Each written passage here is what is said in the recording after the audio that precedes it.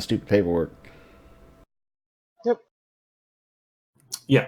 Well, I'm just telling you because you weren't here when I mentioned it, and I didn't want you to feel that we were doing that, like, boom.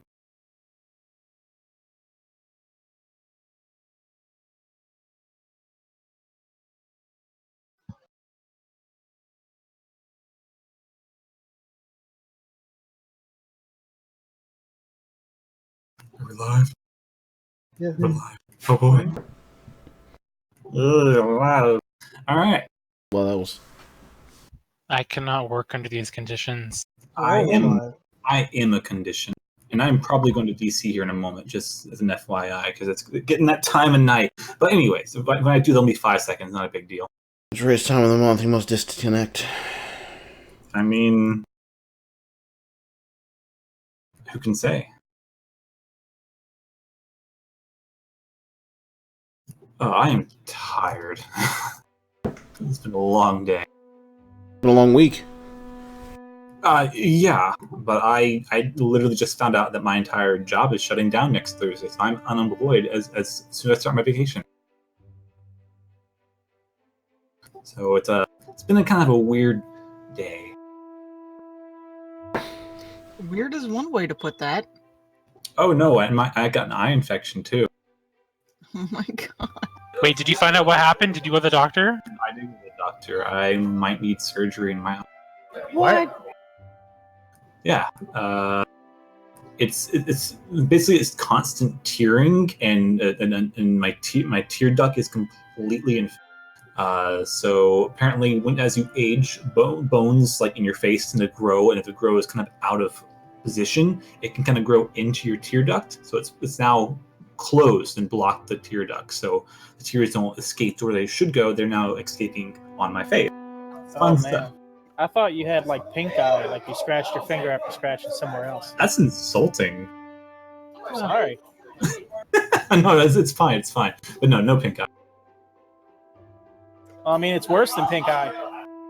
In some ways, yeah. At least pink eye goes away after a while. It'll diminish here in a while, but I probably need surgery in the next month or so.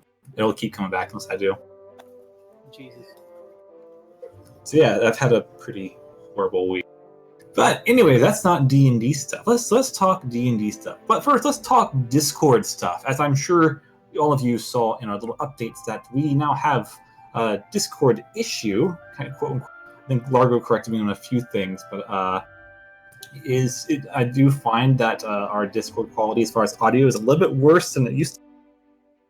So Esper and I have been talking about maybe doing a community server.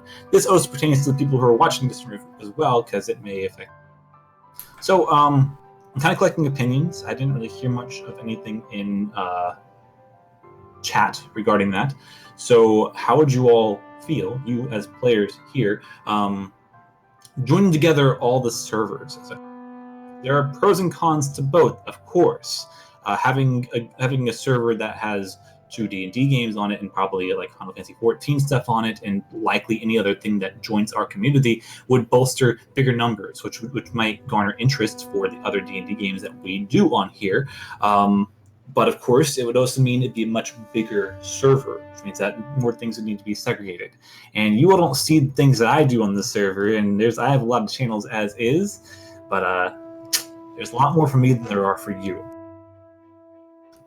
But again, if we can join all servers, instead of people, like, hypothetically, not saying this is going to happen, instead of Esper putting his Discord Nitro on his Mana Garden server for his D&D to maybe get Nitro boost for that, and instead of me just putting it on Dreams of Azure, everyone could put it on one community server, and thus bolstering our chances and the worth, the value of having more than one Nitro user boosting one server as opposed to choosing one of 3 or 4 in some cases.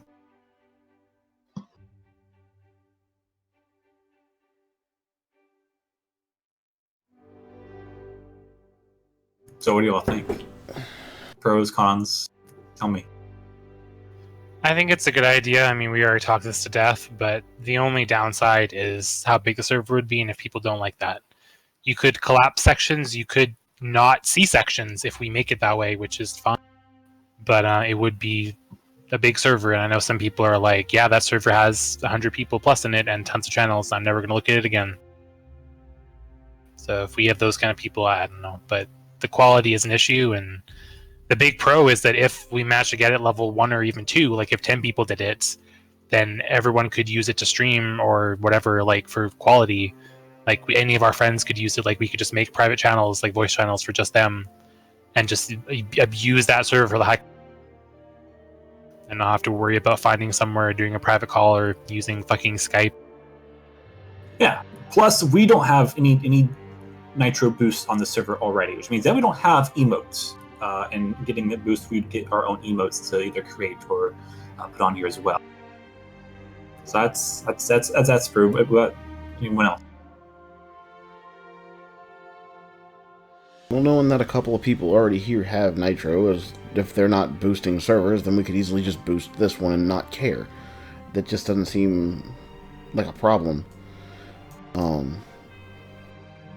I know I could pull mine from where it is right now and put it on here if we need it. That's not a problem either.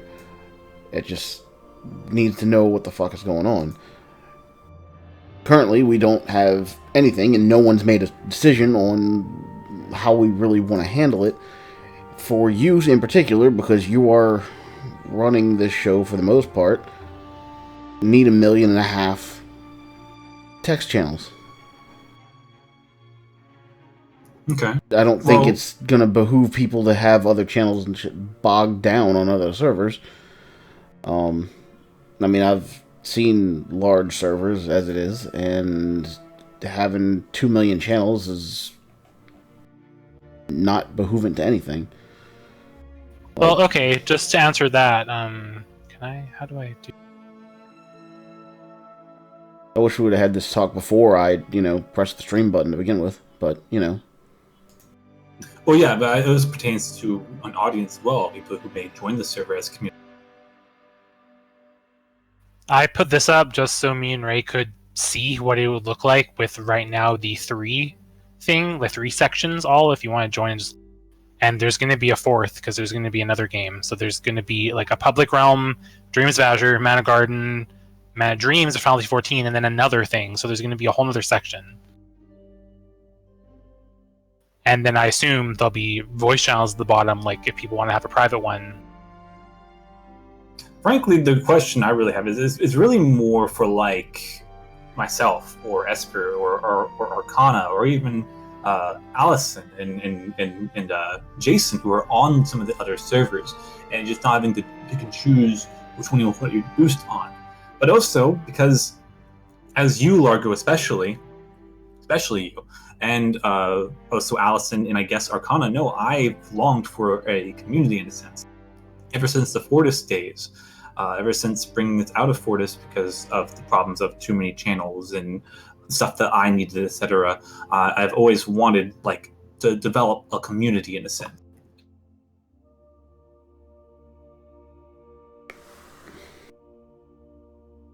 The fence and leaving up to you guys in this sense. But doing this would ensure potential for a community that goes beyond just one D&D game. We could host multiple D&D games on here and have more people garner interest towards other events that were. On the other side, though, there's also naming conventions, like who would be called what. Obviously, you probably wouldn't have the name Faith or Furion or Briar on the group server because it wouldn't segregate you from other games and other things that you're doing.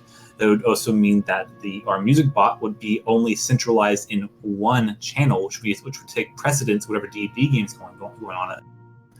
There's lots of music bots though. If we want to have like 3 of them in the game in the same, there's lots of music bots that we could use. And just name one like Mana Dreams bot, one Streams of Azure bot, one's whatever else bot, and just look at you. Don't give other people permissions. But I don't need an answer right now. I just want to put the bug in everyone's ear, have a discussion going so that this can be something that we think about soon. I probably would want to have the decision made by the 1st of July.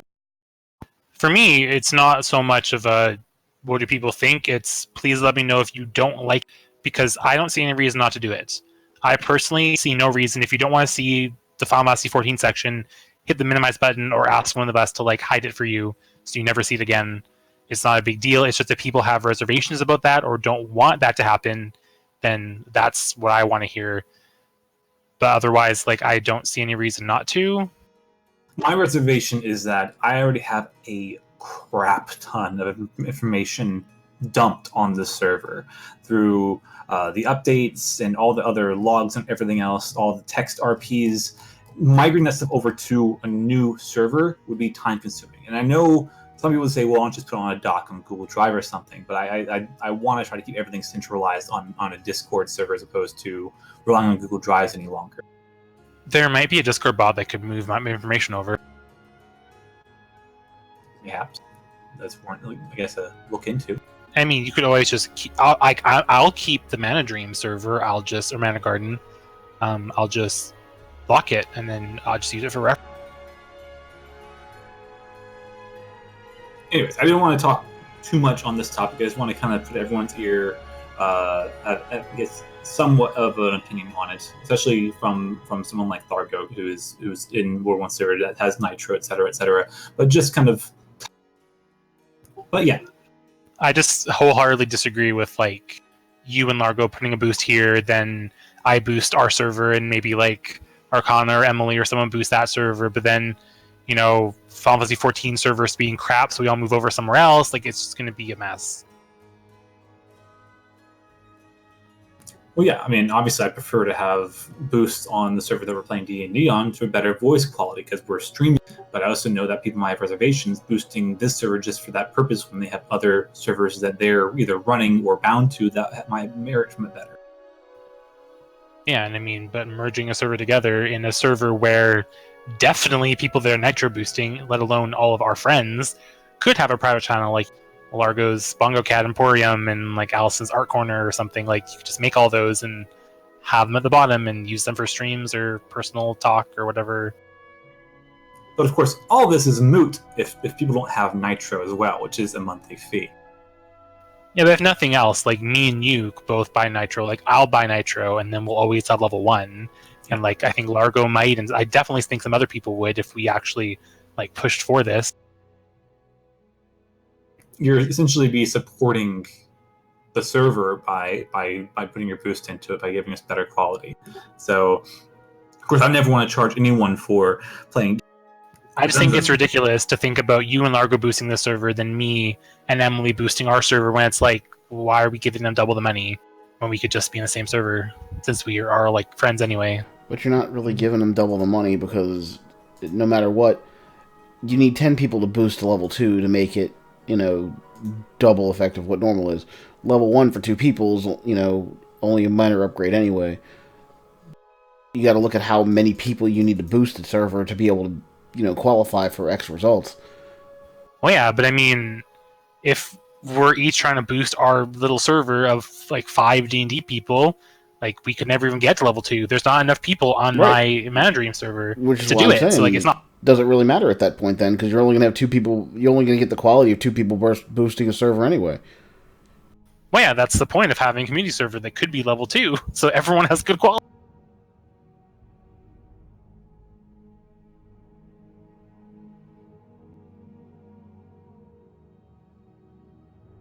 Well, we'll discuss it. We'll discuss it more later on. I just want to again put it everyone's ears so they're at least thinking, as well as anyone who may be watching this either now or in the future. And I'm anxious to know what your opinions and your stance on it is.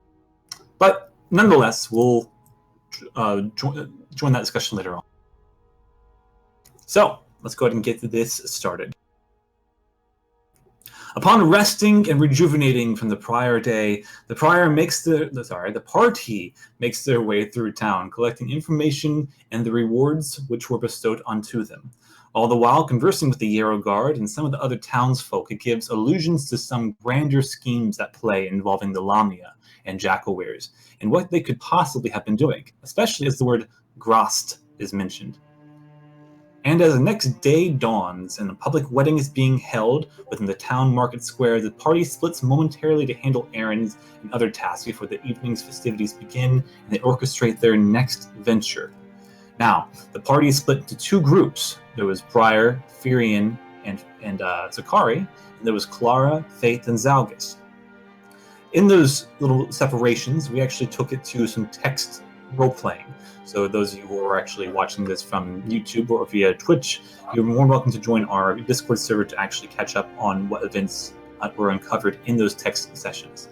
For a TLDR, however, Briar, Firion, and Zakari spent some time in the general store purchasing some wedding gifts for the lucky couple who was getting married this evening, and Clara, Faith, and Zalgus made their way towards the Temple of Selune, anxious to get Claire's opinion on the strange crystal that they uncovered in Delamia's cave.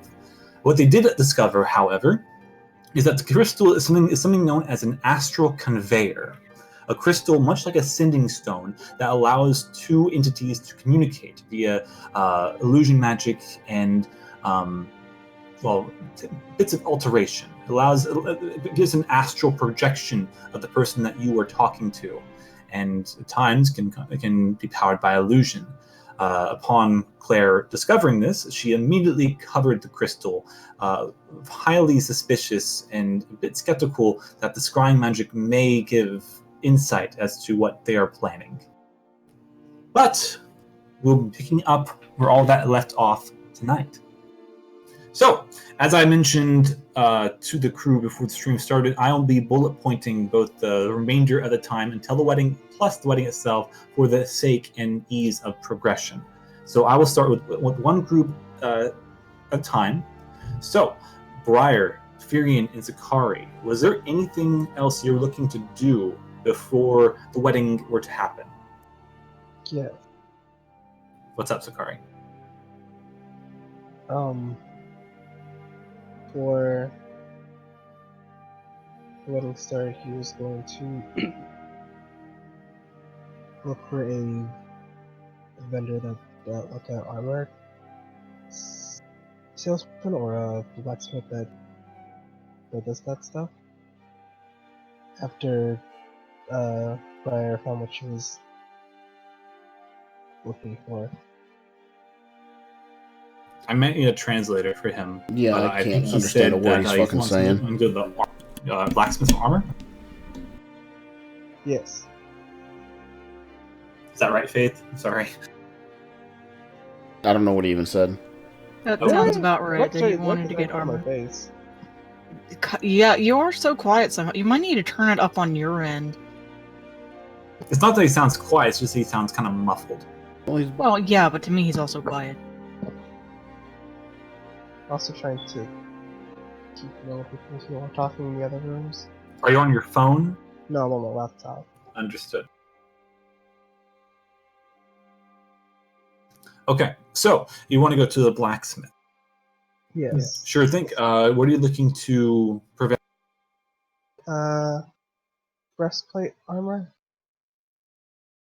Breastplate. Can you be a bit more specific? Well, I mean, that's the type. Well, are you looking for like chainmail? Are you looking for like a chain?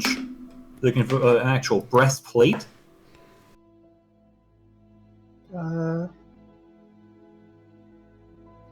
yeah, that's what I can afford.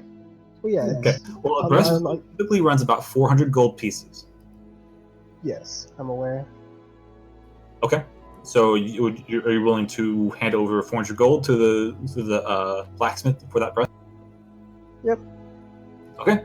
400 gold. You can go ahead and add a breastplate to your inventory and equip it if necessary.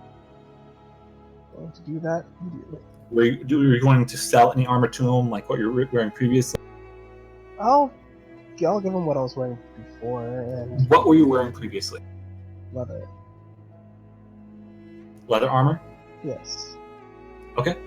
He'll give you about 5 gold pieces for Okay. And while I'm there, I'll actually have him take a look at some of the stuff that I procured before I got to Brownleaf. Like the. I mean, your share from the 4,000 gold. Yeah. Oh, yeah. Well, yeah. I had already split that up. Okay, So- just making sure you weren't spending money that wasn't technically yours. So my gold is evened out. Okay, so yeah, just deduct 395 gold from your inventory, and you can add a breastplate. Oh, I had already set for the. Okay, and of course, delete your leather armor from your inventory as well, because you would have officially sold that. Okay, was there anything else? I was gonna have him look at the weapons that I've collected before getting to Brownleaf, like the chain, dagger, and several other daggers that I have on me. He was willing to buy them. Okay, so I'm looking at your sheet right now. You have 3 daggers on you. Are you wanting to? Yeah, I was gonna sell one and the chain one. So you're gonna sell the throwing dagger and chain? Yeah, that and then just one dagger by itself. Okay, so throwing dagger, chain, and a regular dagger. You're gonna sell both of those. Yes.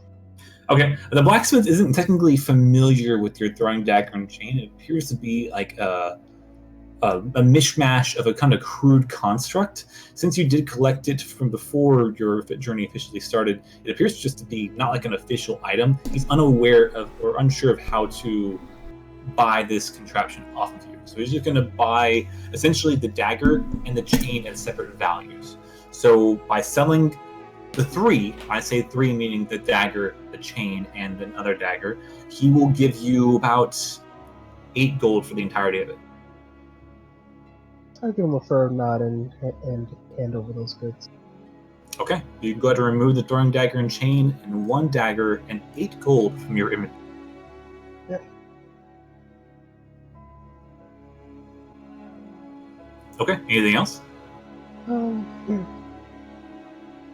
Of course, you can pipe up depending on where Briar and Furion go to as well. Yeah. After he would take care of his business, he would return to Briar almost immediately. Excellent. All right, Briar, Furion, is there anything important you needed to do while you were? Green just wanted some potions. Okay, simple enough. The alchemists that you all ventured into previously definitely has some potions. She does not have an unlimited supply, however, so you can buy what she. Okay. But you just give me an amount or quantity that you would like. How much were the second levels at greater potion healing? Potions of greater healing. Yeah, I don't remember how much those were. I know they were pricey. A greater ran about 225 gold. And then the regular potion healing. 50 gold. These are, mind you, not including this. Okay, how many? You might take 1 potion of greater healing, and how many potion of regular healing do they have? She has 2 potions of greater healing left, and she has 3 potions of healing left, and she just has a potion of superior healing as well. Superior healing was like About 2,000 gold. yeah. So, yeah, I think he'll take 1 greater and the 3 healing. Okay, that'll clear out of all healing potions except for 1 more potion of greater and 1 potion of superior. Okay, so with a discount given Briar and yours success, that'll bring it to about 40 gold each for each potion. So go ahead and deduct about 120 gold for the normal healing potion, and it'll bring your potion of greater healing to 180 gold. So that's going to be, let's see, about 300 gold. My math is correct. No, 400 gold. My bad. I'll take the He said 300. Go with it. 400. I heard 300. Me too. I will take the gold off myself if you do not listen to me. Don't touch Furion's gold. That's abuse. What else are you doing, Furion? Sorry. No, I'll say I took the gold off myself. Okay. So 400 gold deducted. Go ahead and add 1 greater healing and 3 regular healings. Okay. If I assume the three of us are doing this together, right? Yes. Is the sun there when we do this? Is the son of Fidel? Yeah. Yes, he is. Can Briar roll something to see if he'd lower the price of severe healing again? Even though they're already discounted, the likelihood of you doing so would be pretty difficult, but you can attempt to do a persuasion roll.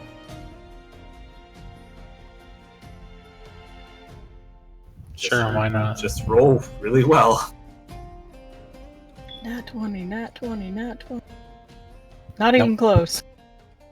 Now, unfortunately, the potion's already discounted as is, and given the dangers that he went through to collect these herbs, given what you all discovered, the price discounted as is, and because they gotta make a living, unfortunately. And how much is the greater potion of healing? The greater potion of healing is 180 with the discount. And I'll buy the other greater potion of healing. Okay, simple enough. Go ahead and deduct 180 gold coins from your pouch and add a potion of greater healing. That is the last one in stock. Okay, I put 2 on my sheet now because I had 1 before. All right. I also wanted to buy a card at the general store before we left. I assume they have a card or parchment or something. They have parchment. They don't really have get well soon cards or etc. Those aren't really can't really buy those in this. Somewhere have that or no? There's plenty to sell parchment. There's about 1 copper for a slip.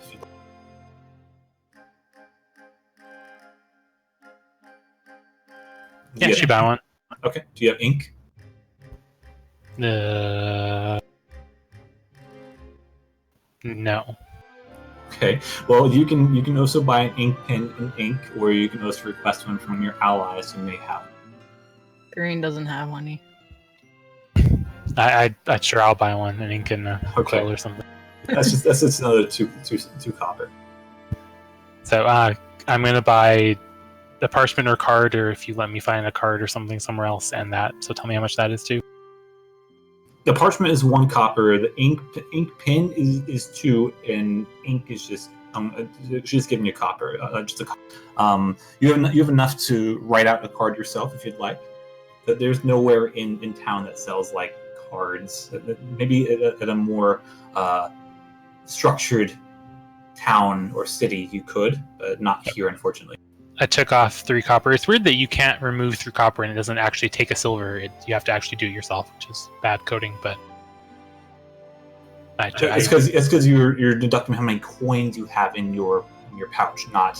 It's not filtering it out as 100 copper is 1 silver. It's just how many coins you have. Yeah, I know. It's just it would be better coding if you could just do -3 copper and it would pull a silver and I get 10 copper and then take 3 out of that. But Understood. I did it manually, so I paid for that then. So she's gonna quickly write a card for the wedding gift and put it all together. Okay. You can go ahead and put on your inventory at least ink, pen, and ink. The parchment will be consumed because you're going to get that away immediately, so don't bother with that. But the ink, pen, and ink, definitely go ahead and add to your inventory. Ink, pen, and ink 1 ounce bottle? Yes. Okay, I added those 2. Excellent. Is there anything else you 3 wanted to do?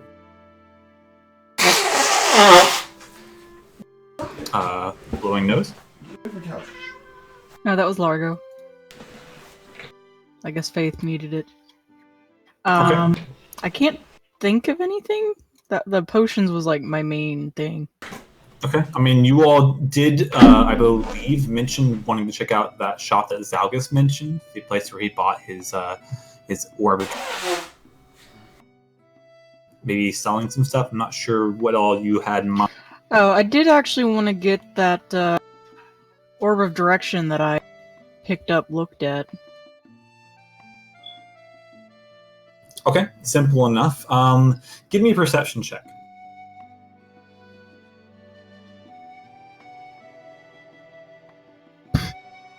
Okay, it takes you about an hour or so of looking around without any kind of essential aid, and no one really knowing really what exactly you mean by getting it looked at. So they kind of just direct you from one shop to another until eventually you do reach the shop in which Zalgus bought his, and the guy in there does seem pretty knowledgeable in navigational tools, both magic and non-magical. What is it you're wanting to do? Like, get it appraised, get it like fixed? 'Cause it is technically kind of Yeah, I guess get it like appraised, and if they were supposed to have like a specific word to use them, right? Yes, there is technically a keyword that does activate. You're not sure of this one. I'll say, is there a way to like find out what the word is or reset it in some manner? To reset, it would be a monetary cost to reset the actual item for use for yourself. But I want to see if it actually works. Yeah, then well, I'd like to see if it works first. Okay. He takes the orb from you, and he kind of moves it around his hands, takes a little monocle, and kind of cozies up to it to try to appraise it and see what all you got going on here. It is most definitely, of course, an orb direction. It is not as clean or as pristine as the one that Zalgus has or had, or the ones that are presently in the store, but it is still workable. It'll cost you some gold to get it repaired, but it can be put into a working order. Okay, and how much to repair it? It is 15 gold to repair it, or you can buy a new one for 40 gold. Well, and then what about potentially needing to reset it, or like if there's a way to figure out what? That would be included in the repair. Okay. Well, then he's gonna have it repaired then. Okay. I'll go ahead and adjust your wording on your order direction. So it is now, and you may actually set your own word up for it yourself. So he spends some time. It takes about 15, 20 minutes for him to take it the back, do some arcane machinations on it, and it comes back and it's in working order. It's not as pretty or shiny as the other ones, but it definitely does work now. As he kind of listens up to the air, he says a word in Dwarvish, and then it pops into the air and it points where you think, or you're sure at least, is north. It floats back down to his hand. He hands it to you, and you can assign whatever word you'd like. Okay. I mean, do I need to speak it now, or can I just like note it? It's you should speak it actually. I'll note it into your item. He's going to say Terran. Tyrann?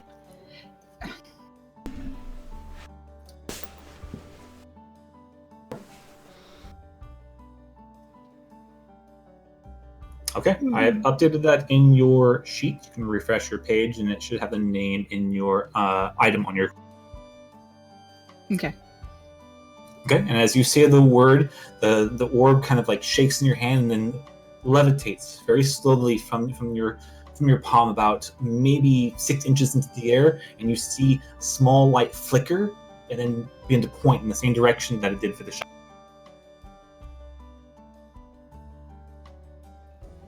Okay. And he would thank the shopkeep. Just kind of waves you off. Of course, did. And then yeah, I'm probably good now. All right. Briar, Zakara, was there anything else for the wedding? Nope, she just wanted to like wrap the little heart with a piece of cloth or something, write her note, and have it all put together. I assume she can carry this silverware easily, or does she have to make like Zach carry it? Simple enough to do. You're a seamstress, so you can very easily and very quickly make a very pretty light garment, almost see through, and kind of wrap the the heart you purchased, and some of the if you wish to wrap the box of silverware, you may. Keep in mind the silverware is still tarnished and.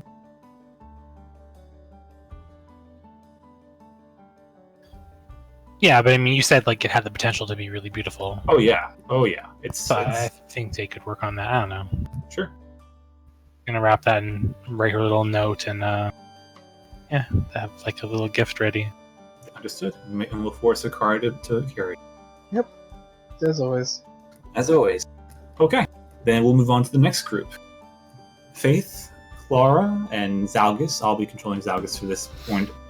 Was there anything you're looking to do while you all are out and about? I'd also like to stop at the blacksmith. Okay, what are your intentions? I wish to purchase some scale leather armor. Sorry, studded leather armor. Should be the highest armor category in the light tier. Okay, so one of some studded leather. Correct. Okay, he does have that in stock. It will cost 45 gold pieces, but yeah, you can definitely purchase that. All right. I'd like to sell my leather armor as well that I have currently equipped. Okay, simple enough. He'll offer you 5 gold for that. So that brings your total to 40 gold pieces. So minus 40 gold. Yeah, I'll go ahead and add your armor as well. All right, done. Should I refresh D&D Beyond? Yes, you can go to refresh. I already have everything updated for it. All right, and with that, I'm done. Okay, Faith? I mean, I've already dropped off the crystal with Claire. My next intention for a stop would have been to actually go back to the guards to actually get one of them as an envoy to go deal with the fairies.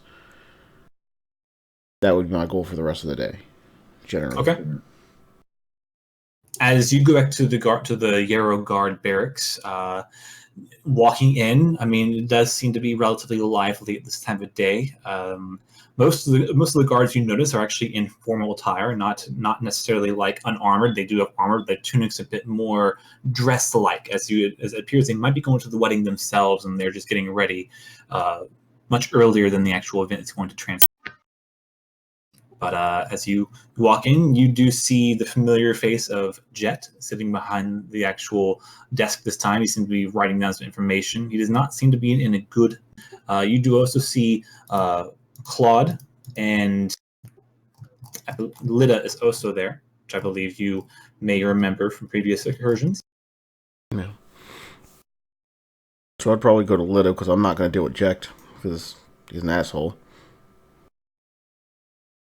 Very true. Okay.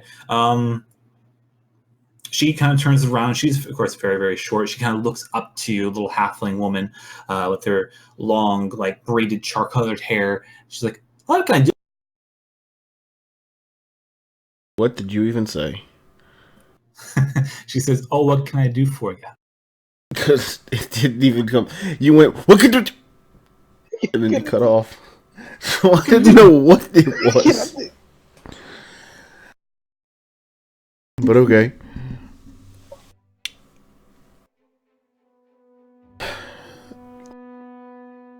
Hey, Lida. I'm looking to get someone to actually accompany me to go be an envoy towards making this deal with the fairies. You may have heard of that. I believe I heard a law bring it up recently. You said the fairies. Yeah, well, where's he at then right now? Is he still sleeping for the day? Lawbringer's he's awake, he's around. He's out the general store giving both Anna and Tara a bit of a talk. Okay, well, I guess I could either wait for him here or try to go track him down, because I think Nonsense! I can handle this for you. It shan't be too hard, I imagine. Yeah, but can you make the actual call? Like, of what's viable and what's not? Like, I don't want to overstep bounds for this kind of thing. Sure. I'm not Captain Jet, but then again, you probably don't want to deal with Captain Jet in the moment. He's got a bit of his wrongs in it. He's always on the wrong side of the bed. Well, a bit more than usual, Tad, I'm afraid. You know what? I don't even want to know. Probably best to not be asking. But, no, I'm sure to be more than happy to help you. After all, you all did us quite a service. I wouldn't say it's that big of a deal. It's a big deal to most. Whatever you say. So, tell me about these fairies. I haven't read the report in full yet. Well, I think it's best if they just explain their entire situation than me, because I'm gonna fuck something up. So, and you're recommending not going there heavily armored then? No, you shouldn't need to be heavily armored. Right, alright. So, not a matter of, well, extermination then. Yes, it's not an extermination thing. It's more of you're trying to make a deal with them? Oh, fancy that. Okay. And their demands are? As far as I recall, they just want to have their forest protected. Like, not cut down trees, etc., etc. Normal protect the forest kind of stuff.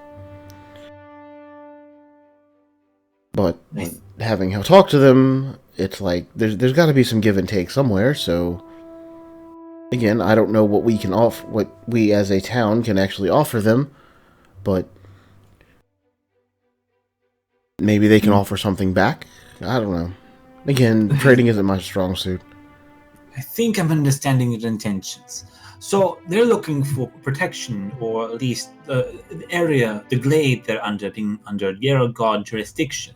Not allow tourists to go in, trampling the area, or perhaps chopping down trees. Sounds about right, yeah. And in exchange for such, well, measures, they're willing to provide some sort of trade. I'm assuming some kind of resource or something. Potential, yeah. I see. Well, I suppose it can't hurt going down there and talking to them.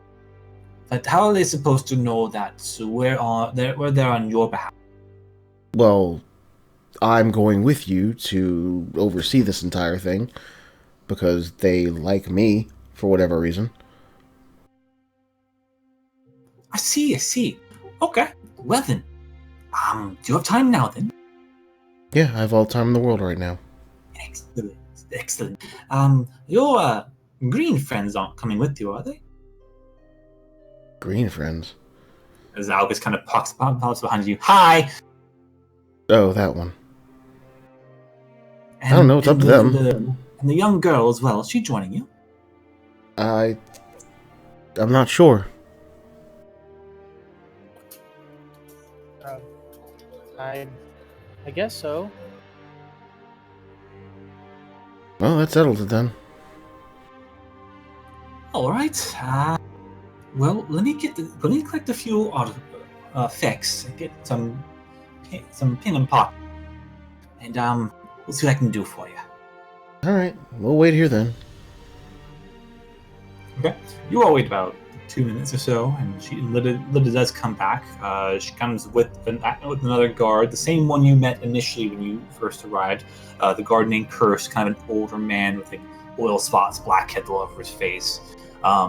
And the five of you actually do walk your way back into the forest. You retrace your steps. One of you give me a survival check, whichever one of you wants to do that. Well, since I Go guess it would be ahead. me because I would be leading them back anyway at that point.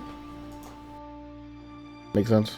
Okay, you can roll. If Clara wants to assist you, you can roll with advantage. Yeah, I'll go ahead and do that. Okay, so you can roll with advantage.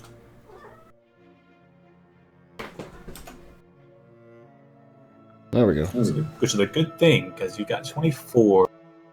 Okay, no time at all. You retrace your steps from the night prior, the 2 nights ago prior, I should say, and you're at the fairy glade within the. Upon arriving, you don't see anybody at first, but you feel the little hairs on the back of your neck begin to prick up, and eventually, one of the fairies does appear in front of you, losing her. She kind of taps you on the nose. Hey, you're back! I told you I'd be back. She kind of looks at the two not so heavily armored guards next. She kind of shirks back behind you. Oh, is this them then? This is the glade? Yes. Excellent. Please, do not be afraid. My name is Lida, and this is Cursed. He's a harmless little oaf. Don't mind him or the smell for that matter. Miss Faith here has kindly made to our attention that you are seeking some sort of protection of sorts from the Yellow God within the city or town of Brownleaf. Fairy kind of pokes her eyes from over your shoulder. She very cautiously nods her. Excellent. So I understand that you are looking to perhaps maybe orchestrate some sort of trade and exchange for our service. Fairy then kind of like sits on your shoulder, kind of looks up to you.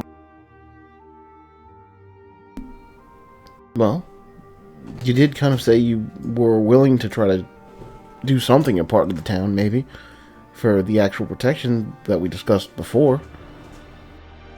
She looks hesitant, but then kind of looks back towards the lip. She kind of like digs in her pocket. She pulls out this, looks to be a round spherical object, about the size of like her waist. It's familiar to you. It is definitely a good berry. We grow these. We can offer these. They tend to fill people up pretty quick. And Lida kind of looks to the fairy. She smiles. You can't really get a good read on Lida, but she kind of. And is this the transaction which she wishes to make? I mean, you could talk to her, or it seems like she's trying to offer you these good berries in exchange for protection, I guess. Well, I would not deny that good berries are a very viable resource, especially when it comes in times of war. Make very good rations. Inexpensive, small, easy to maintain. Typically, however, they tend to go bad after about 10 or so hours, but for the most part, they could definitely be serviceable. Have you had a good berry pie? I've never had one, no. I can't say I have. That's good. Don't ever have one. You'll die. Okay, then. As she kind of bends to walk up. She's about half your height. Under the terms and agreements here settled here today in your little glade, I'd be more than happy to orchestrate a deal of protection, at least under the Yarrow God, at the very least for your harvest of. Of course, in doing so, the good would probably come by weekly to gather the effects of the good berries for the Yarrow God in terms of. Is that to be understood? It's a very kind of like looks a bit confused, overwhelmed. She looked back to you. She's saying that for some good berries once a week, they can offer you protection. Does that sound okay? She thinks, kind of audibly. You hear a. She kind of like looks to the good berry. She looks off in the distance. You don't see what she's looking at. She's looking at something or something. And she looks back to Lida. And she kind of flits towards her and drops the good berry kind of in the palm of Lida. Lida kind of takes it. She looks back at the fairy, closes her eyes, and smiles. I guess we have a deal then. Excellent, excellent. Well, hold on. I don't think she understands entirely. What does not understand? I doubt that. Do you think one good berry is really going to be enough to help? Like. Oh no! I've ensured a harvest of about maybe say 30 or so a week. That'd be sufficient. After all, they expire in 10 hours. After that, they're no good to anyone. Right. In exchange, I will assign a guard and make sure that there is enough proper barricades within this glade of the forest that no tourist or other manner of creatures manages to get in here to destroy. Faith looks to the fairy. It's I forgot if we had a name for her. Do you understand that? She kind of looks between the two of you. Yeah, we just want our forest protected. I know, but I didn't want it to be too pricey for you if need be. I don't know how fast these things grow, and if you can actually supply them 30 a week. At that point, you see two more fairies just kind of pop into existence to your left. Well, it won't be difficult.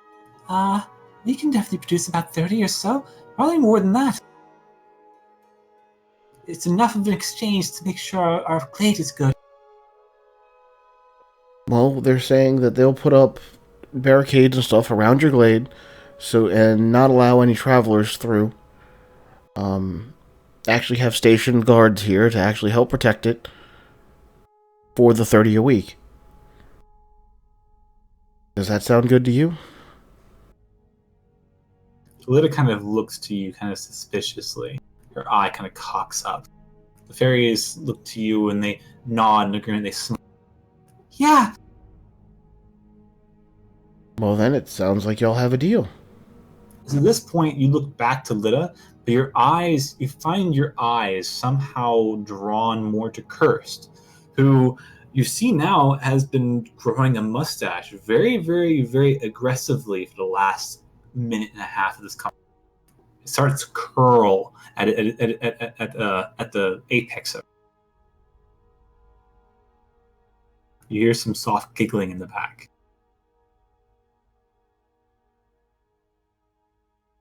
That'll be excellent then. We'll be sure to appropriate the number of good berries for this week's leverage, and I'll be sure to bring in a bunch of guards here in the next week or so to appropriate the barricades up and make sure they are secured and tight. In the meantime, we'll make sure we'll assign 2 guards to the glade at all hours.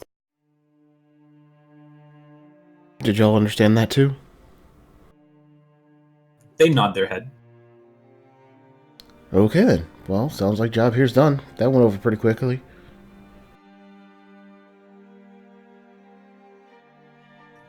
Clara, you feel something poking you in your. Poking me. Yep. I look around. You don't see anything. Huh? What's that? As you say that, give me a dexterity save.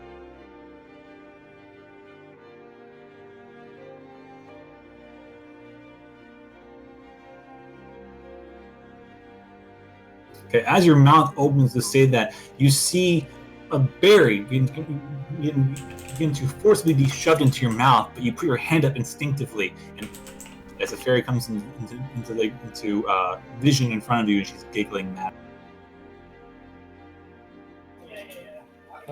I appreciate your hospitality, but that's a little too insisting. Wouldn't you say? They just fly away from you immediately.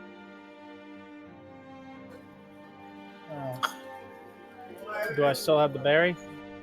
It fell to the ground. I guess I pick it up and hold on to it. Okay, you have a good berry. It'll last 10 hours.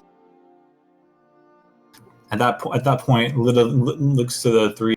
Huh, I think our job here is done. Wouldn't you say? That's what it sounds like. I guess you go back and get the guard stationed in, and then we go about business. Excellent. I dare say you've done quite well for yourself here in the last few days. Since you came under here with suspicions of sorts, and now, well, look at you. Faith shrugs. I don't know what you're talking about. Well, do not think that we've not taken notice at least. If you say so. All right, back to Brownleaf then. I think we have a wedding to go to. Faith grimaces. Okay, the hour walk back to Brownleaf, retracing your steps, is pretty uneventful. You kind of get tired of Lita's humming and half-hearted, but eventually you do make it back to the town. Was there anything else that you two wanted to do? I know I wanted to at least try to get a potion, but it sounds like attempting that while burning time is gonna come up non-existent because all the potions have been purchased already. So yeah, by the time you go to the herbalist and you ask about it, she says only she's available is a potion of superior. Yeah, I don't have the coin for that anyway. Okay, she says she was recently just all sold out, unfortunately. How it goes. All right. Clara, is there anything else you want to do?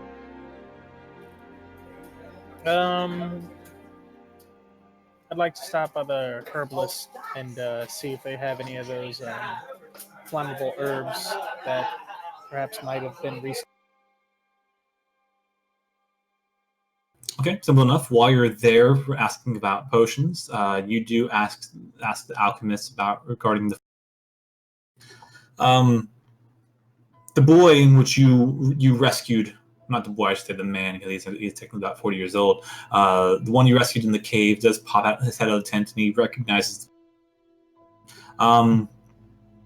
He does actually have some of those herbs for sale. Not very much. He had to use some of them for light while he was trapped in the cave, but he can actually sell you what he can, which would be about, please say about 6 ounces of powdered fire herb. Yeah, that works. Okay, that does not exist in D&D Beyond. Put that in your personal notes, and I'll add it to your sheet afterwards. But it's gonna cost you a good amount of money, unfortunately. How much? It's gonna cost you about 26 gold for that. Okay. Okay, so go ahead and deduct 26 gold from your character sheet and add 6 ounces of powdered fire herb to your.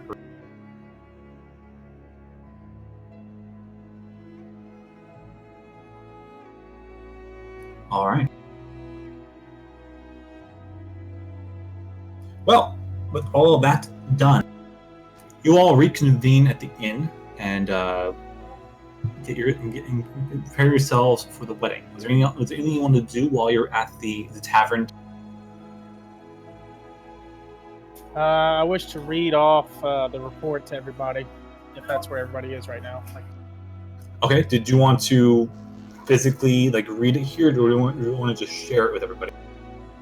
I'll just share it with everybody who's willing to read about it. Okay. Well, I can show it. I can show it to everybody. That way, it'll save you your voice. Yeah. Go ahead. Okay. Let me go ahead and activate everyone else on there, and we go.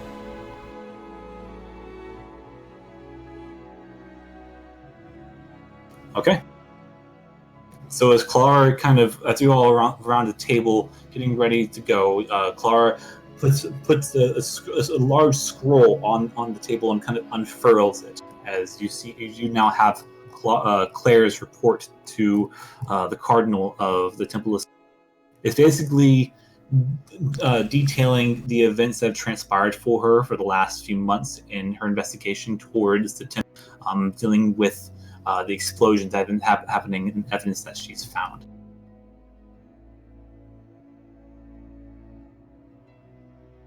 So you all can go through that in your own time. That is in your notes, and that'll be permanent to your, as long as, of course, Clara doesn't lose.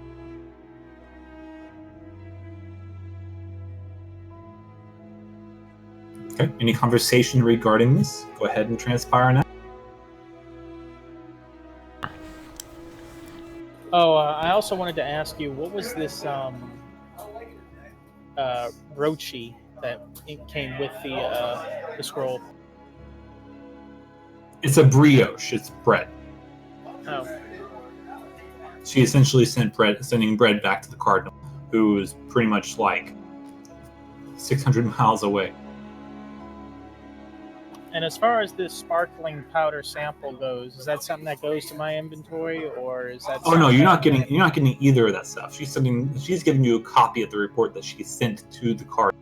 Okay, I see. Gotcha. Yeah, you don't have the sample.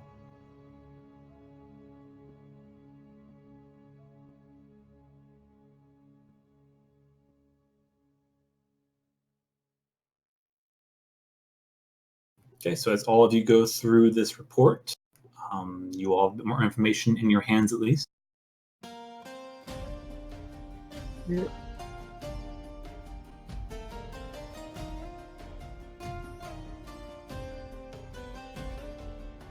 Was there any conversation that you all wanted to transpire during this time, or do you want to move on to the? I like to move to the wedding personally. Likewise. That's fine. Okay. You all must and fuss about the report later on, perhaps, you all get prepared and you all begin to disperse towards the wedding itself. Is between Anna and Tara. There's one of which you all rescued within the cave of the Lop. She seems to be doing a lot better now, thanks to the aid of healers and such. And both the couple does look happy. The wedding goes on much like any wedding, except for the fact that some of you may be familiar with some of the local weddings of the island. Generally, the weddings are along the coastline that deal with more of the tropical kind of setting. So throughout the entire manifestation of the wedding, there are tropical flowers of wild varieties and hibiscus and orchids, all sprouting and growing from several of the sconces and hedgeways, all leading up to the actual altar itself, in which a minister is swearing both of them in to become partners in life. It is an absolutely, for the most part, glorious occasion. Most of the townspeople are there. You see some familiar faces as well as some you've never met before. If it is the entire population, there's about maybe 30 to 35 individuals, including an entire guard regiment who does a very large salute to send off to the two lucky individuals. As you all produce your gifts, or at least Briar does, they do look to you with a very vast amount of appreciation as they honor you and the rest of your companions, all 6 of you, as the heroes who have saved the town of Brownleaf from whatever happened via the Lami and the Jackalweird. And as the majority of the town does acknowledge and applaud and come in to greet you, and some tearful unions, some jovial, you all begin to find your place within the reception. Is there anything during this time you'd like to do during the reception, guys? Yes. Okay. We'll start with Clara. We'll go to Brian. What's up? 10 gold equals 1 platinum, correct? Yes, it does. Okay. I'd like to put 10 platinum pieces into like a paper envelope of some kind, if that's easily accessible, or is that something I need to have in my inventory? It's easy enough to find paper envelopes. There are plenty of envelopes around, kind of loose debris from some of the gifts that have been. So we'll say, yeah, you find a loose envelope. Yeah, I'd like to put 10 platinum inside and close it neatly and present it to the bride and groom as a wedding gift. Oh, okay. Go ahead and deduct 100 gold from your. As you produce this envelope to the bride and they look to it kind of confused as you realize that you've actually never officially met Anna before. You've met Tara briefly within the cave, but it was dark. They kind of looked to you almost muddled. We couldn't possibly take this. It's too much. I understand, but I'm only given what I can afford to. So why don't you look at this as your great fortune out of your escaped misfortune, as she chuckled. They kind of look to each other and then back to you. Tara smiles genuinely at you. She kind of kneels down, looks you in the eye. Oh, you're one of the ones that came to rescue us, weren't you? Well, we haven't met, but these kinds of situations should be treasured and glorified for the good things that they bring and what they are. So, just accept this, even though we haven't met. It's okay. Please take it. I'm sorry, we have met. It was dark, you understand, and of course, there's so much going on. We have so much to thank you for. If it weren't for you and your friends, we would not be here. I wouldn't be with my dear Anna. We'll take your gift and use it for wise. Thank you. Thank you so much for everything. Sure. Enjoy your celebration. And she walks over to the food and drink table. Starts eating. All right, Briar. You said I already gave them my gift, right? Like that. Oh no, you can do that now. I said you had your gift. Oh well, I thought you said they were very appreciative of the gift and stuff. Like I don't need to roleplay it up. That's fine. Okay, that's fine. She just wanted to make sure they got the gifts and knew it was from her and the group. She wrote a nice little note for them. It doesn't have to be elaborated on. Yeah, no, they're like opening their gifts and receiving them now, and they seeing what you gave them. You gave them both the heart and the silver. Yes, I did. Excellent. Okay, so they're a little bit confused regarding the silverware, but I'm sure you impart the information that with the tarnishment that is on the silverware, everything takes care to make.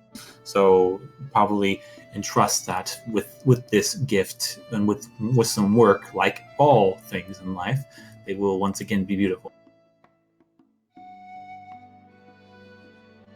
But there's very much tearful reunions upon seeing you. And the dresses that you have assisted with and the one that you're wearing all look phenomenal. You see it not necessarily as your best work, but the simplicity in some of them and some of the at-home charm of them, to you it's perfect. You find that they don't need to be pristine with no loose threads or fibers or things like that, but the simplicity of it and some of the meager insistences of it is what makes this moment special. She takes it all in and is very happy about that, and she will offer them both like a congratulatory. They both run up and hug you. And if possible, like at some point, she will try to catch Tana alone. Simple enough to do. Anna is very distracted by other guests and such, so you do manage to kind of get her away for a minute. Not really saying much. She just like takes one of her hands, like she's just clasping it and wishing her well, and well, she's gonna put the 20 platinum into her. 20 platinum into her hand. Okay. Okay, go ahead and deduct 20 platinum from your. As she kind of looks at it and looks to you, her eyes almost in shock. Still very much red from all the tearful reunions and such going on in the wedding reception. But Miss Briar, why? We didn't trust this to you, didn't we? Yes, but it's far too much, and I would be much happier knowing it's a fallback for you and your family in case anything happens.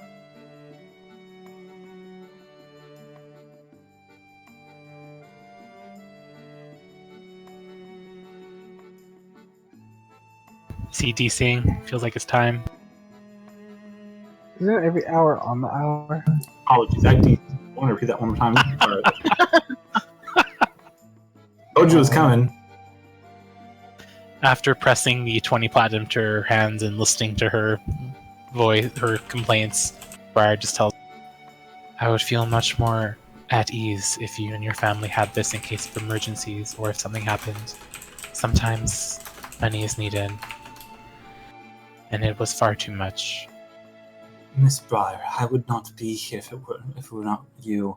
I would not have a family. I would not have any. I would have not but dirt and bones. Please.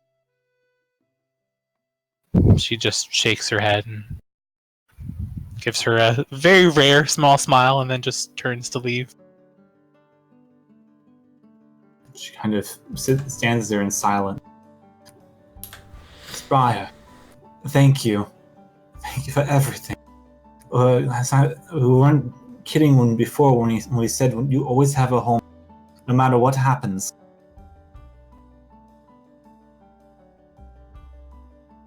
She does her best not to tear up and just keeps walking away.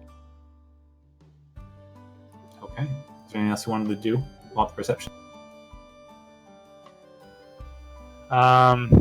She'll just go find Zach and walk up behind him and kind of hide behind him for a while. Was there anything else anybody else wanted to do at the reception? Am I allowed to Tyrion is react? just sticking by the food. Wow. Of course, he is smug asshole. Am I allowed to react to Briar trying to hide behind me? That's up to you.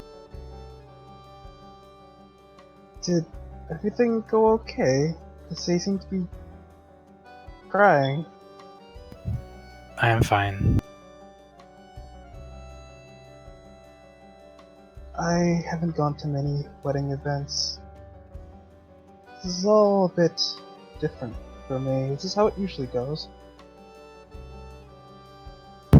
You feel more than you see her nodding like into your back of your cape or whatever.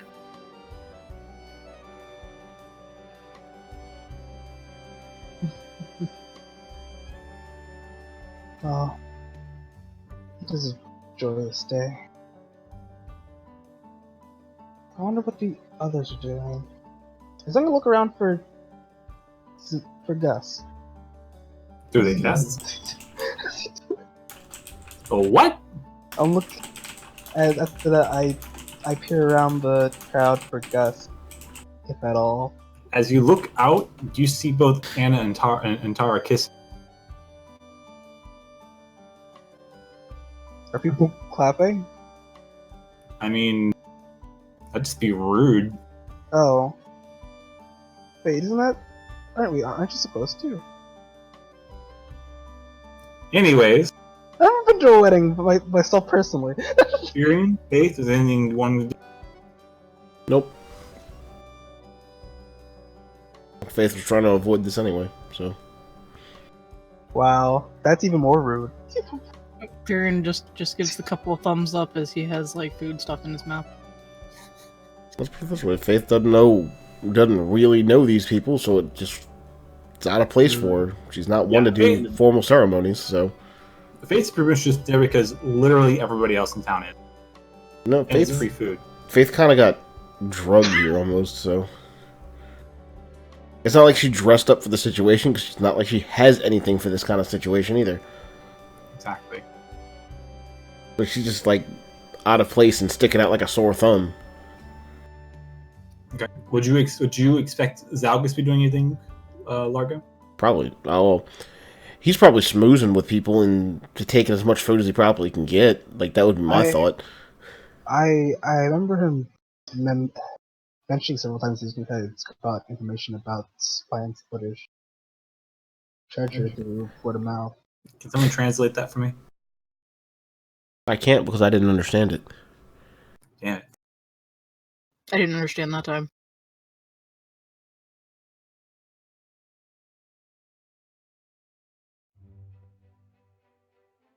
Wait, he's typing, I think. Okay. So he thinks Zalgus would try to collect information on Hallhorg. That kind of goes along the lines of schmoozing. Okay. Well, if that's the case, Larg, you'll be rolling on his behalf. Could you give me a investigation check for him? He's proficient in that, so he's gonna be a plus. So you can just do a normal roll like D20 plus 5.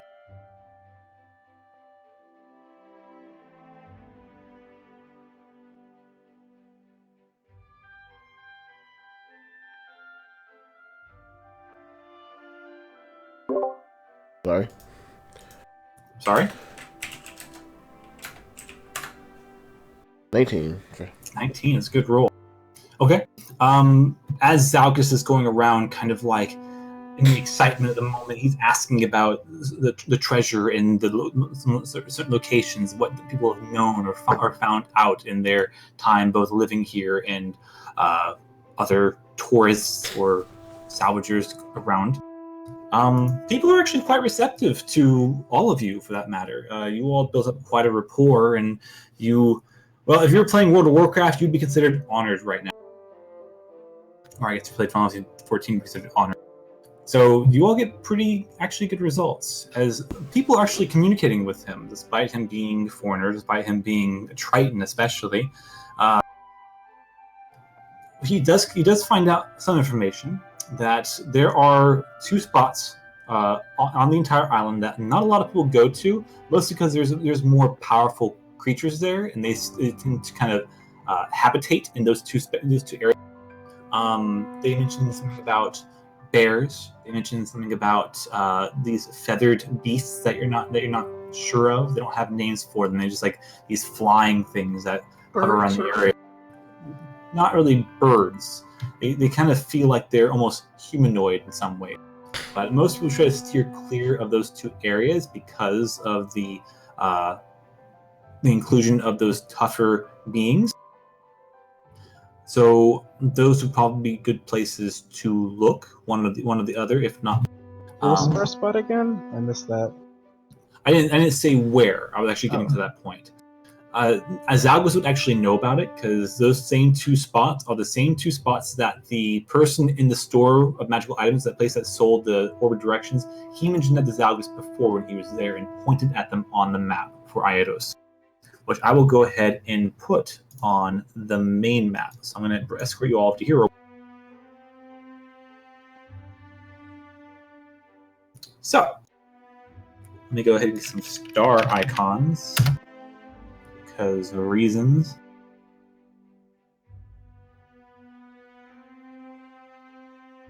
So we're just going to use these little cute starfish, and we're going to actually make them a lot smaller so that they actually scale a bit better. Cute. Right? And topical too. So you all see where you are at, of course. So they'll be actually right here. And the other one is going to be right actually there. As he collects his information, these areas are actually pretty far away from Brownleaf. They're more towards the edges and the outskirts of the islands, or island, I should say. One of them is actually on an island off of Iados. It's a small little alcove, kind of on the barrier reefs of the coastline. You could probably reach there by ship, or actually by going to the edge of the cliff and either jumping off into the ocean, which would be quite a long drop. Cough, Firian. Or they did mention that there used to be a rope bridge along there a long time. The island is elevated. The island in which this location is about 500 feet from the actual ocean itself. So if you do take a boat, you would probably need some way of getting up there, be either climbing or some other instruments or tools to get the southern area, the other area towards the edge of Iados, is known to be within a very deep thicket of jungle and swampland. It's very uninhabitable, but there has been signs and reports of bandits around the area on the way there, so you would need to take care. And the bears would be in that area as well. The winged things would be off the island. So yeah, he collected a good bit of information with that roll. So good rolling on that. So you all have that to go on.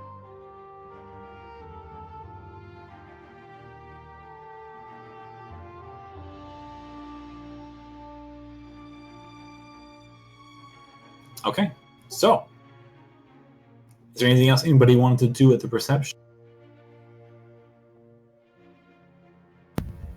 Briar's going to hide behind Zachary for a while. All right, duly noted. Okay, well then, this kind of speed things up for the sake of brevity, so we can get back on the slow track at least. The reception goes off quite well, actually. It goes actually very well into the night.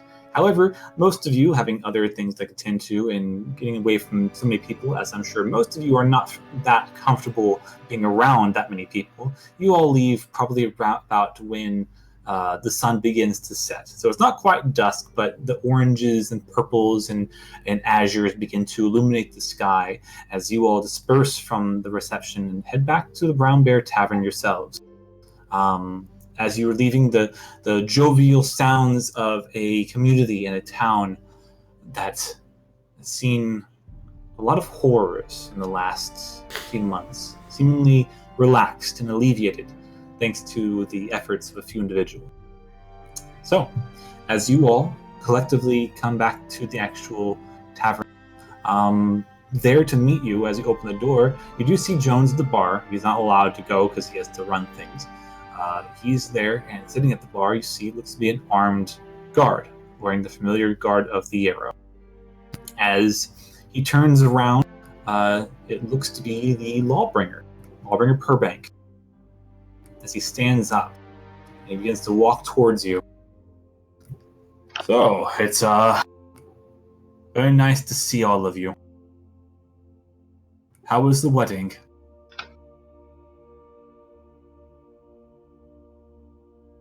It was a joyous occasion. It went very well. That is good. That is good. Well, I would have gone myself, but I had too much work to do for me to alleviate myself my responsibilities. However, I understand that you all stopped by yesterday and to give a report. Unfortunately, no one actually came by to fill out said report, so I'm here to ask a few questions, if I may. I thought you were supposed to come fill that out, Zach. You said you were going to.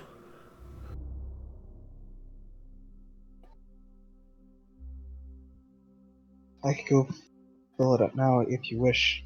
Not necessary, not necessary. The formalities, the structure of a founding nation, but under the circumstances and given the fact that you all are still quite new here, I'll let it go. But I do recommend you not forget such things in the future, as not all will be as lenient as I am. However, Lida informed me of a few other things, including a visit to some fairies or something earlier this afternoon. But I had to ship that head off to Majestic. I heard something of perhaps a crystal, an artifact that was probably going to go with.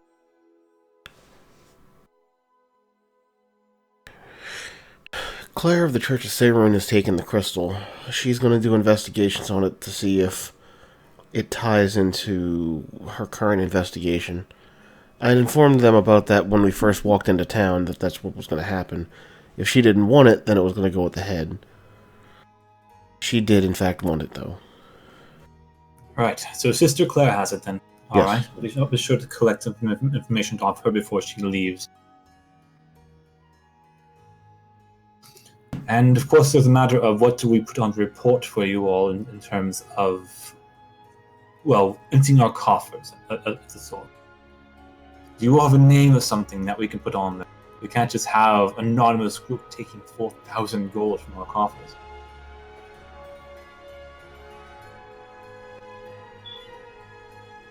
Insert placeholder here. I mean, unfortunately, we're really not some kind of group.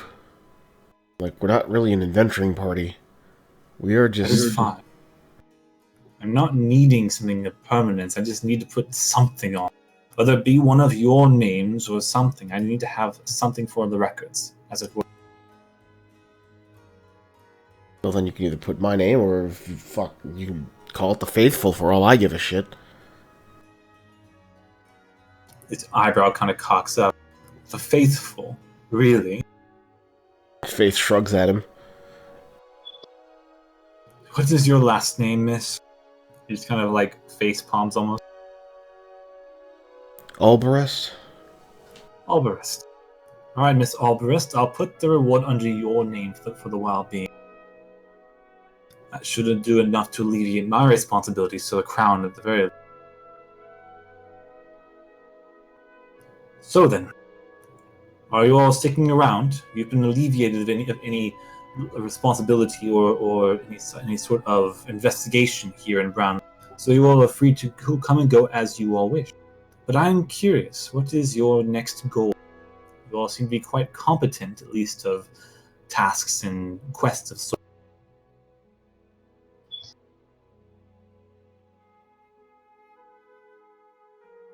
As far as I'm concerned, I'm not sure what my next step is. I found who I was supposed to be looking for, and he's as cryptic as always. I know the type. And about the rest of you? Are you all going to stick together, or are you going to go your own path?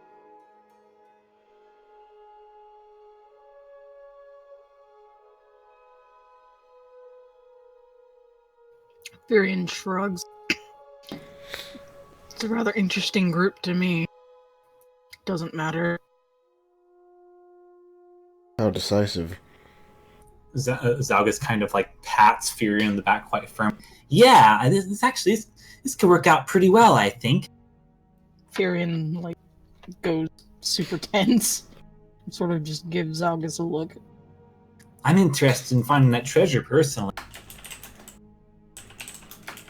As are most, but I have to agree with Theory. I think sticking with them is better for me in the long run. As I also look to Briar, who's hiding.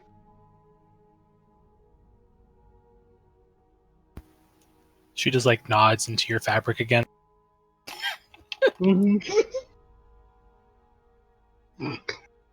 Well, you would not be the first to look after the treasure, of course. I wish you good luck and Godspeed and all this. But you might be stretching your luck on that one. You may have plenty of luck when it comes to tasks and quests and Jacko-Wiz, but the treasure of Whole Hork Spine Splitter is that of myth and mystery. I probably wouldn't waste your time. However, if you all have decided or are deciding to leave the island, you best make a decision with haste. The next ship is actually departing tomorrow. After that, it'll at least be another 3 days before the next ship departs.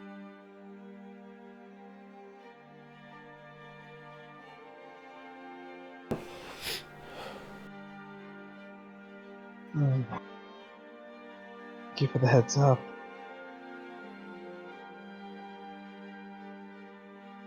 Well, I appreciate the notice. I don't think we've really planned everything out very well. This seems to be a running theme.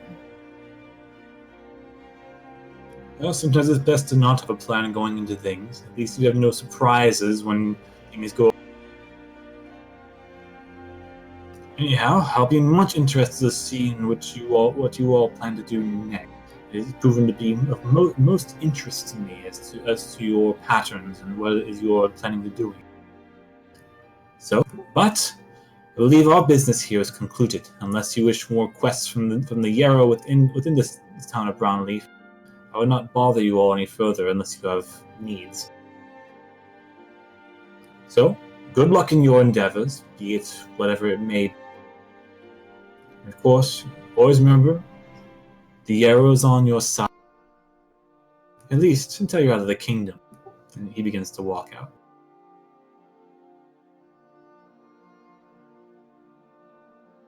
Yep. That seems like that's it.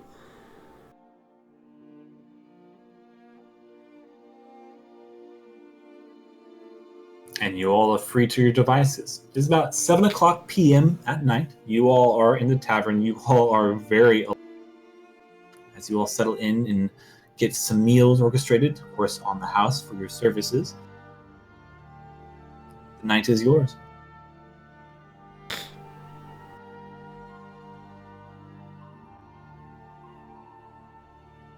Assuming we're eating at the same table. I mean, I would hope so, yeah. Varian's just sort of gonna lean ahead in I'm his at the hand. kids' table. Yeah, we know. Lean his head in his hand and just sort of look to each person.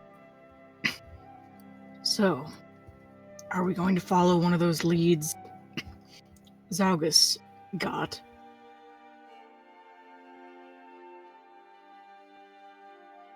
I mean, I'd like to. I'm all for shinies. This is not real, but in my head right now, I just have like Briar sitting under Zach's cloak, still like eating a little. Instead of wearing a cloak, it's like a waistcoat. You just see this hand poke out from behind Zakari, like around the table, like fork into a salad, and then disappear behind Zakari's back. Exactly. Thank you. Crunch, crunch, crunch. What do I feel like he gets tired of it entirely, so he moves her into the next seat, but the cloak still stays over her? Or just like her hand comes up and just steals Zach's drink and like it disappears under his cloak. You see the sipping of a straw. A very you long just curly have a straw really that goes long all straw. Bartender, could I get the longest straw you have? 4 of them and some duct tape. Duct tape in this world is like 100 gold for a strip, alright? I have enough for 4 strips then. Good. And then, yeah, Furion just moves the straw to like Zaugus's glass or something. I was gonna say, if you like took it out of the thing entirely, like the mace just slowly appears from behind the cloak. Furion just feels this death glare. There's like an ominous like red glow coming from behind the cloak. You see a bell above your head. Alright. So what are y'all doing? We were relayed to the 2 locations, right? Also later. Yes. You've been made aware of what Zaugus has gleaned. How I see it, we have 2 ways to go, really. Inland or to the coast. Which way is Iados again? Is it far to the left? Iodos, you're on Iodos. Iodos is the island you're on. Oh. Yeah, we're here. I wish there was names on this map. I was going to when the map is finished, but I haven't heard from my cartographer for a while. They were all supposed to be filled out for me, but I can put names on them. In fact, I will do that while you all find out what it is you're going to be talking about or doing.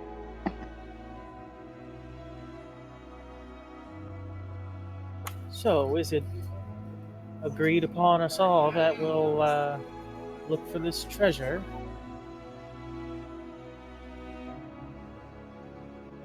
I'm not quite sold on that entire ideal.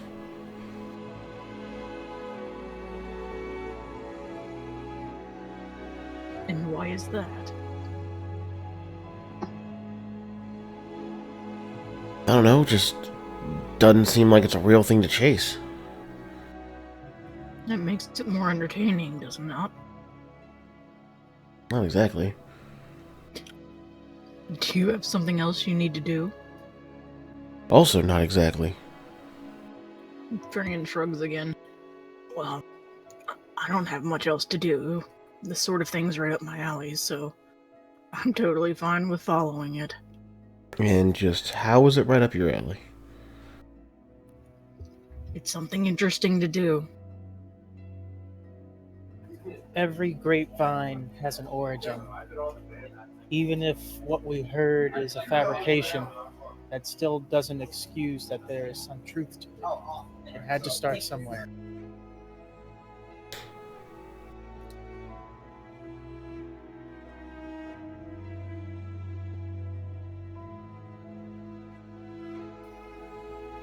Do you want to go, Zach?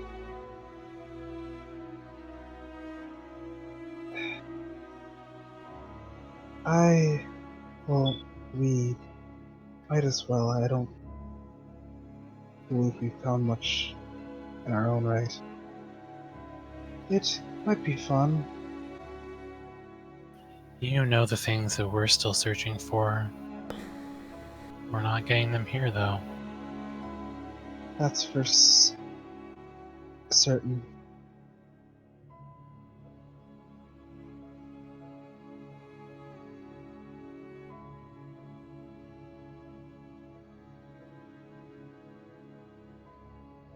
God, everyone always sounds so fucking down. I just don't get it. Why does nobody here know what the fuck they want or what are they doing right now? Or, honestly, since we got here, no one's known what the fuck is going on. This sort of thing is what I want. If only you knew. I was just told to trap and gain experience.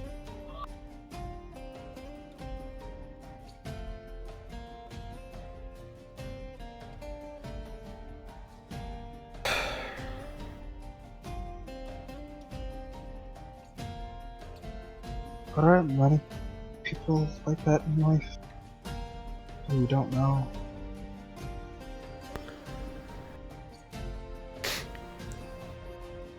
Well, I know all of you have your reasons for staying or going or not being interested, but I'm going after that treasure. If Zalgus is going, almost positive he's going to want to go. Yeah, I'm already there. As he's out the door. You see, like halfway out the door. It's just a smoke cloud Zalgus left behind. Oh no, it's an entire fucking after image of him just waving. Go. As a cloud. And then even the after image leaves a cloud. Can never Maybe have too we'll much all money. find something for our own stories along the way.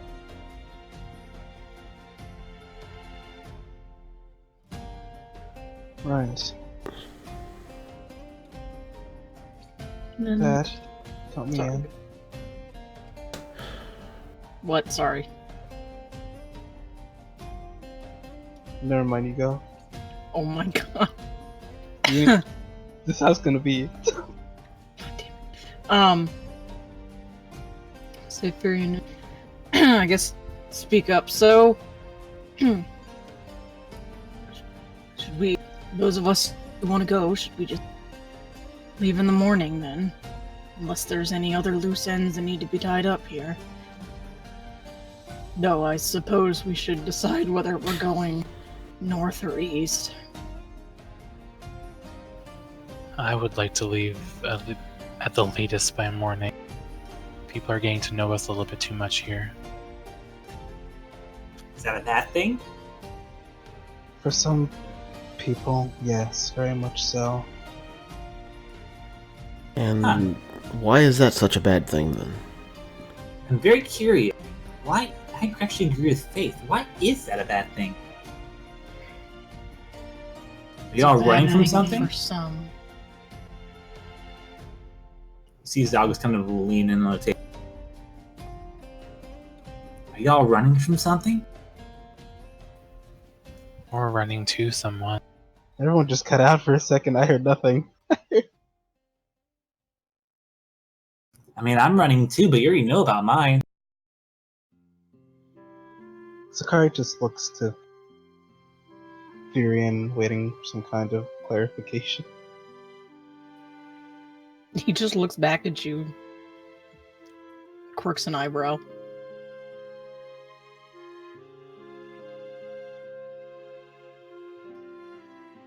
I miss you. You'd be saying so much. Damn it, Hugo. You got my hopes up. I heard like someone connect, like, is that him? Aw. Poor Hugo. But it's just Hugo. Oh, it's just you. Go. Yes. God. You're fine, I'm done muting you, sorry.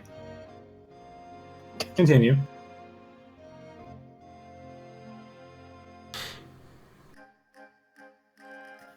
Briar's just eating her salad, she's not saying anything.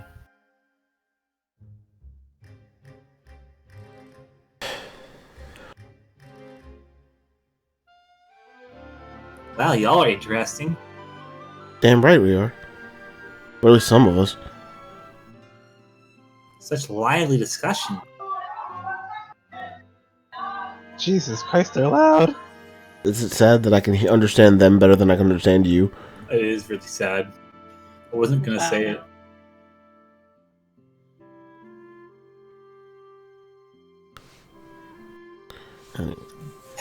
Well, if we're gonna have to go to this treasure, then we should probably decide which one we want to go for. Is that not what I just said? I'm agreeing with you. Well, I guess one question is, how well do any of us climb? I'm just a novice, but that's only one of us. Climbing is really something I'm climb decent either. at. But I can't speak for the rest of you. I mean, we can always go out and buy some tools like grappling hooks and things. We could, or we could just take the more direct route over to the east. Though, with it being in is it like a woodsy, foresty area? Yeah, the Is that entire it? island is covered in the bleak, which is a very large expanse of forest that does turn into a marsh after a while. Say, with it being so heavily forested and open in comparison, whereas the other direction is just that island. Well, island off the island. However, if they mentioned some flying sort of beasts, if they actually hang around the outskirts of it, we could be attacked while we're trying to climb. Yeah, they did mention something about those winged beasts or whatever. They're winged, they're probably flying. They might, and if no one's gone up there, there's likely a reason.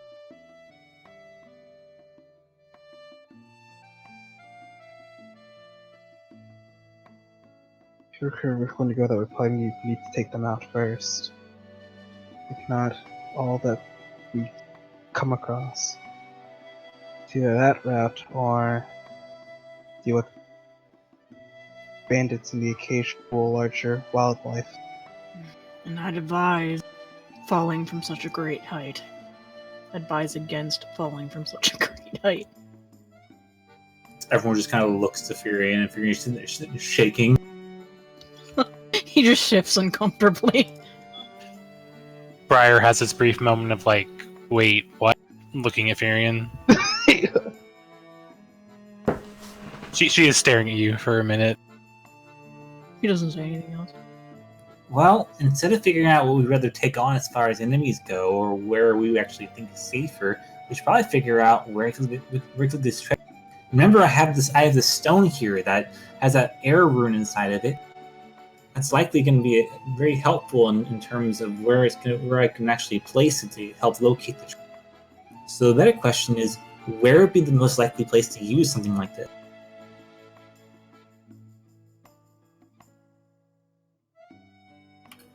Well, what do we know so far, collectively?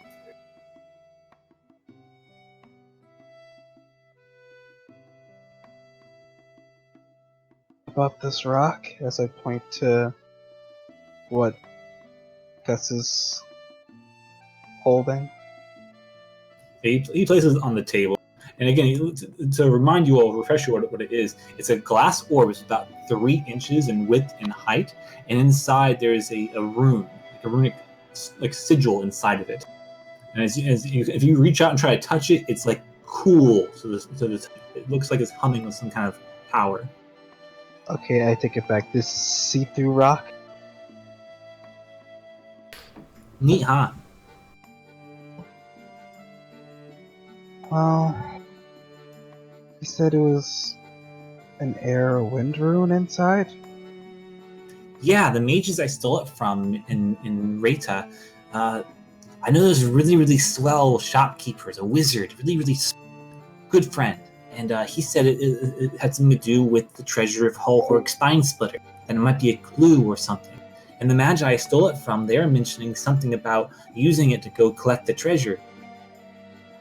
So it's got to be useful for something around here. Air and winged beasts. It wasn't so paranoid, I'd say. They might be connected. Perhaps that island might be worth looking into further. Could technically be to just about anything.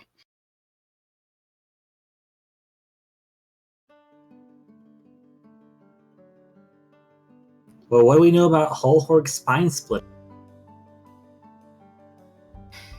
I can't say I know much. On that note, if anyone wishes to figure out what they know about Hullhorg's spine split, you can roll history. For what we learned like 2 days ago. I mean, he is technically a folk hero of sorts. Well, here, Furion will roll history with his +0. That's probably apt for you because you're from the underwater kingdoms and you really don't know that much. But there's always a chance.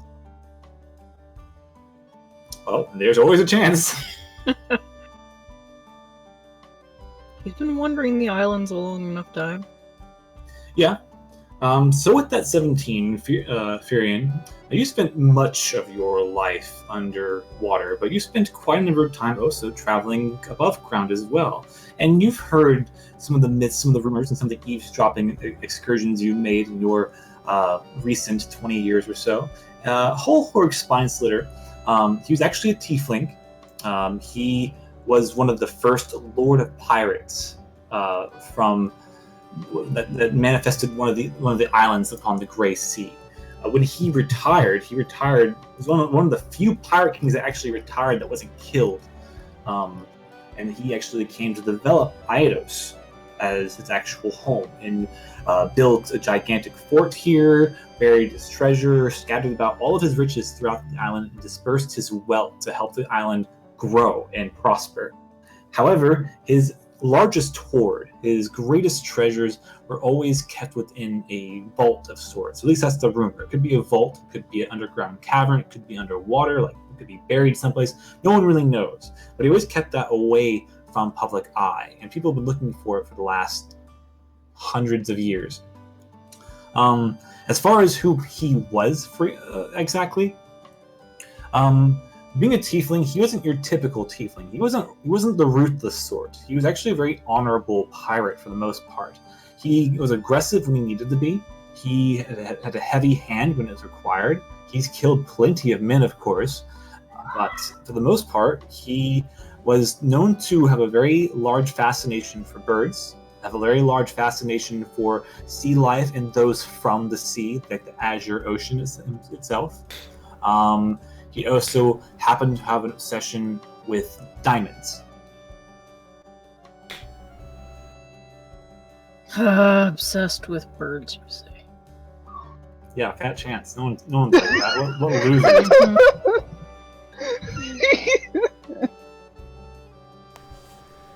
And does Furion relay that he's obsessed with birds? Well, he actually is, because this is gonna make Furion sigh, and he's gonna say, oh my god, sorry.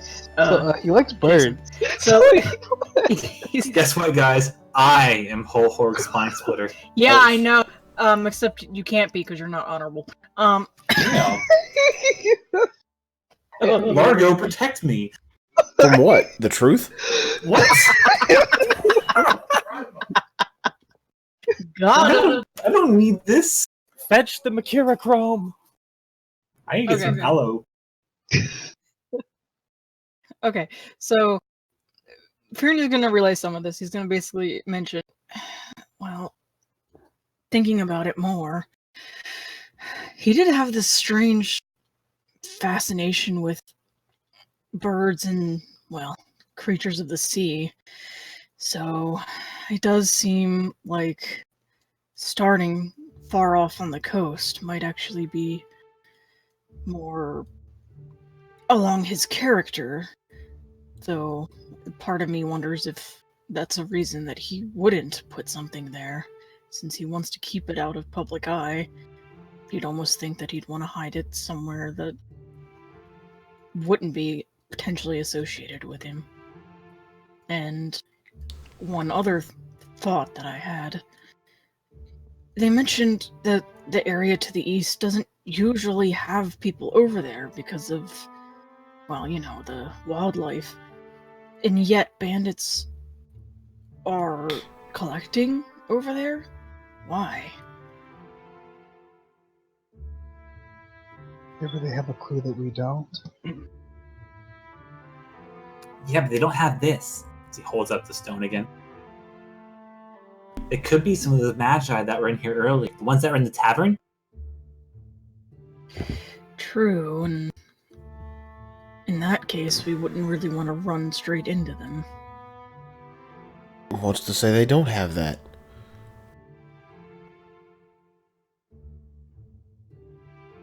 How do you know they don't have another one of those? I don't. But if this what they had multiples, why would they try so hard to come after me all the way? No, so now you're admitting that they were after you this whole time? Yeah, of course they were. I told you this already. Yeah, but you never actually admitted it. I just wanted you to say it, you did. There was a hand behind his head. Okay, you got me.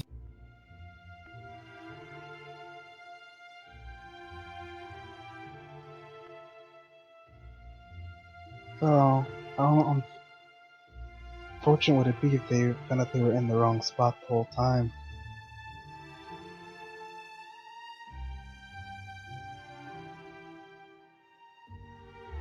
If what Variant says is true, then taking a look up north would be a solid option for us. I really do wish we just had, like, a better translator for him. I'm sorry, this is the headset that I'm using. Apparently it's not good enough. I mean, it's managing. It's just, Yeah, someone's just really muffled. Like, I can understand part of what you're saying, but then it just like escapes from. I can clearly understand that you are saying something. It's just everything is so mumbly that it's... I'm having to just type everything out. No, that's fine. You still talk. It's faster and more efficient. And Is it? Yeah. We'll try to figure out what we can. You can just confirm or deny. Yeah. Do you need me to repeat what I said? Please.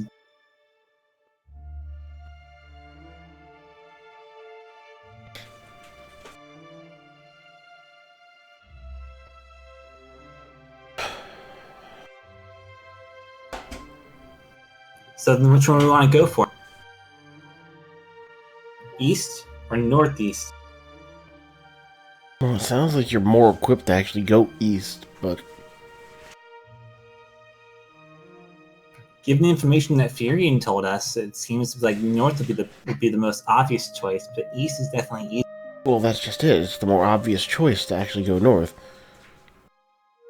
Do you really think that nobody would have thought of that before? But it's apparently not. No one's actually gone there. With all the territorial birds and things like that are winged beasts. It's just like, I mean, I don't know. Do you really think that no adventurer has ever tried that yet? Well, I'm sure they have, but they don't. They're probably lacking some components to actually find the treasure itself. So he kind of nudges the crystal again.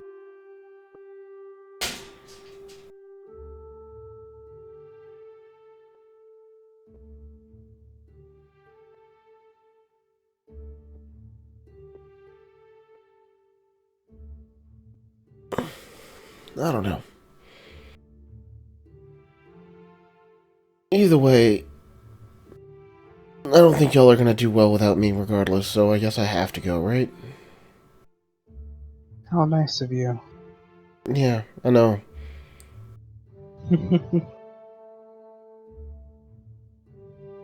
Let's just sleep on it, I guess. We'll figure it out come morning. I was just gonna suggest that. Morning always comes faster than you want it to. Well, if you have any clues, let me know. Anyways, I'm retiring. I got other stuff I gotta do. Yes, I'm going to bed as well. I will retreat for the night. Hopefully we can come to a clear decision in the morning. Might as well make use of the most comfortable bed I've been in for a while. Starts to head to his room. Okay. So as you all retire to your rooms, we'll take a break. So come back in about 5 to 10 minutes. Oh, good, I wanted more water.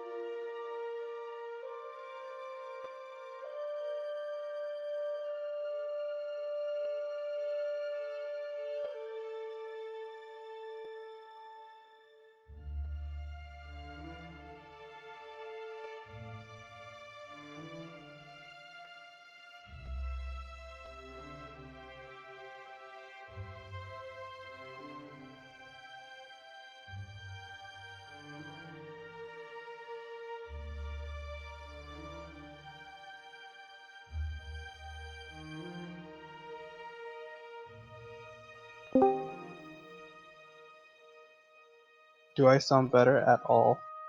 You do. Really? Yep. Like better, or like I still sound like ass, but it's Like better. Okay, I did the audio channels thing in the sound settings. Like I enhanced it or whatever. That's working for you. I don't need a translator anymore.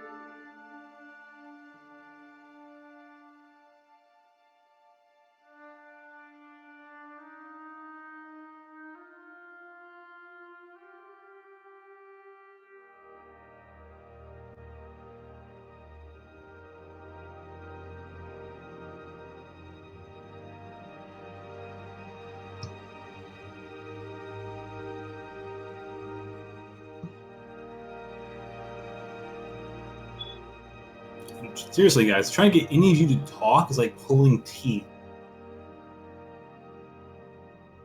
You need a bigger stick. I need like a goddamn club or something. Club? Yes.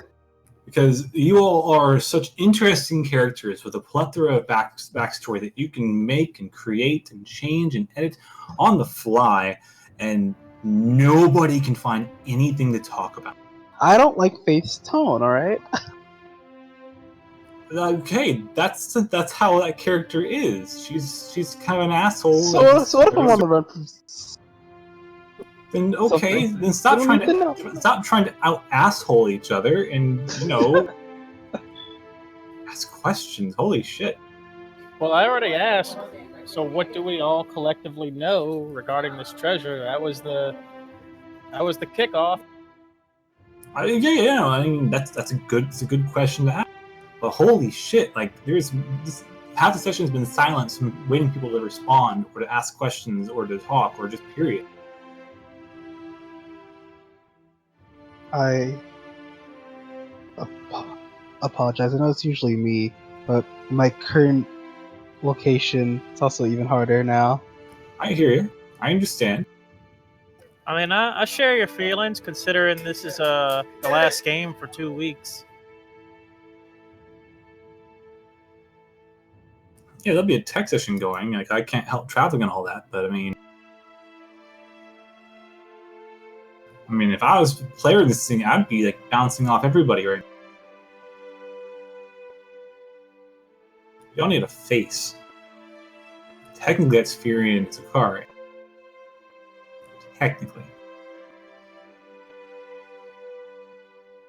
He's a polite, good boy.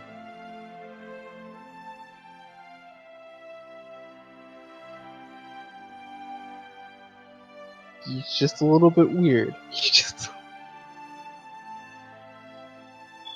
Okay, so Clara, you wanted to make some explosives, you said? Yeah, I wanna make an explosive that does force damage, and then anything in the force blast radius catches fire. So you want to take some of those fire herbs you did. Bingo. Okay. You can attempt craftsman using the herbs and some black. It's going to cost you a bit of coin, of course. How many? Oh, actually, no. It's just be one, and then if you roll well. Wait, say again? Never mind. I say just be one, and if you roll well. Okay. So what kind of roll are you looking for? Let me go on your sheet real quick. Also, is there a suitable workplace I can do this at? I mean, you have the facility upstairs. Your room actually has enough space for you to feasibly do so. You wouldn't have like an appropriate workbench or like metallic areas, but we can work against the wood on this. You might need to take some liberties in actually taking some solid surface that wouldn't be flammable to use the fire herb.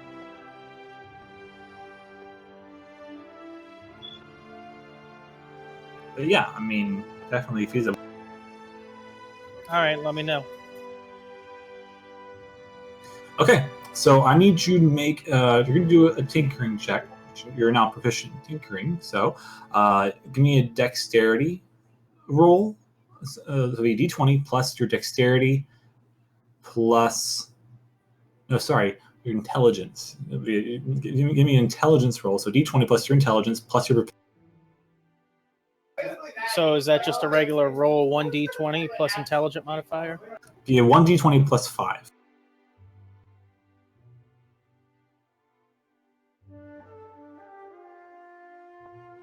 $15. Not bad. It takes you about 4 hours or so. You go through 1 vial of your black powder, so you're down to 4 of those, not 5.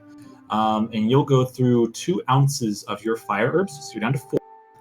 It's also going to cost you about 6 gold materials, aside from the ground fire herbs and the black powder, of course. Go ahead and deduct 6 gold. I removed it. Okay, you go ahead and deduct 1 black powder vial. Looking for it.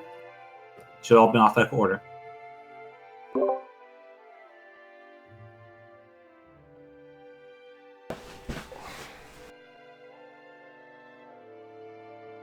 And go ahead and update on your notes. Sorry? Sorry, I put 1 and it clicked removed 1 and it just took them all out for black powder. I still haven't gotten the hang of that. I don't know what I'm doing wrong. Okay, give me a second so I can adjust that for you. Like I thought it was the same as gold, where I put the number in and then I just click remove and it'll remove the number that I put in the box, but it just took everything out. So I don't know.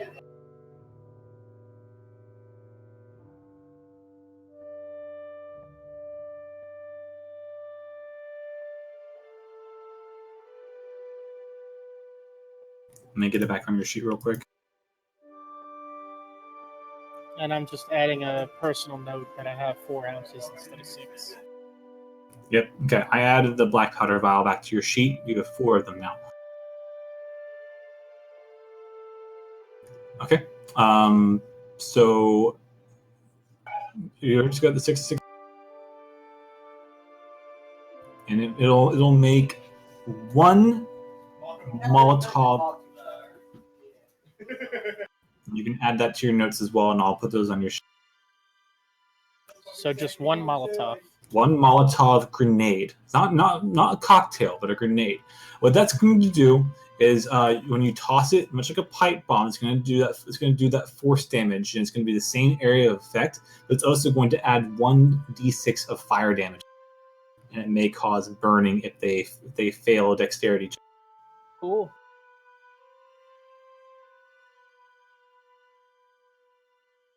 What's the radius? It'll be the same as a pipe bomb. Okay.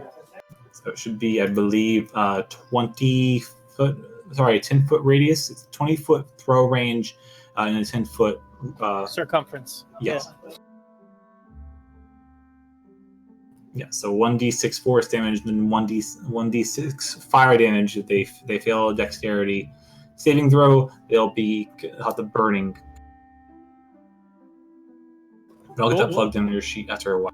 So yeah, you spend majority of your night crafting that one concoction, and you usher yourself off to sleep. Yep. And since the time has passed, and I believe everyone's back, was there anything else anybody wanted to do for the night?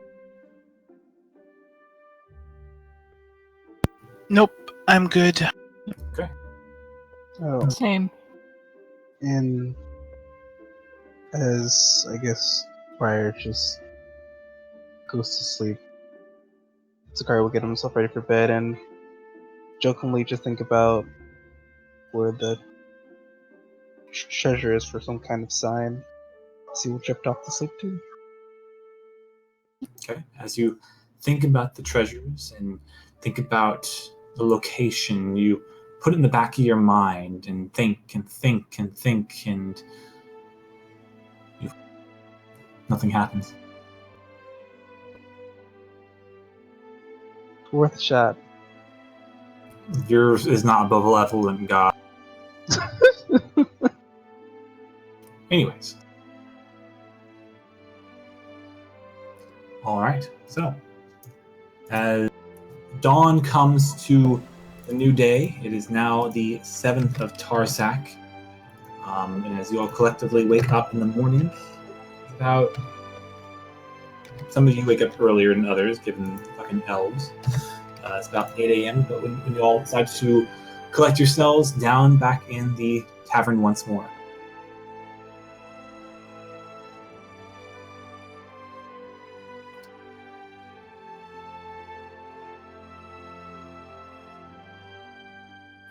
Well, Zalgus, ready to make some money? Always. Let's do this. All right, let's go. Where are we going? What's going on? I still have an inkling for the north. That is my vote. So the North Island. Does everyone else agree with that thing? If that's what everybody else wants.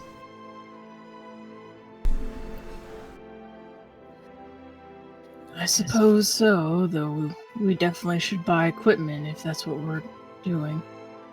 Do you want to go by boat, or should we actually just walk there? Well, unless we're hoping that there's still a rope bridge, we might have to go by boat for, well, some of you. Though I think we need to climb some anyway. Well, I don't feel like that's just a shot at me. You're not the only one who isn't a sea dweller. How I DC. thoughtful. Of course you DC. Of course.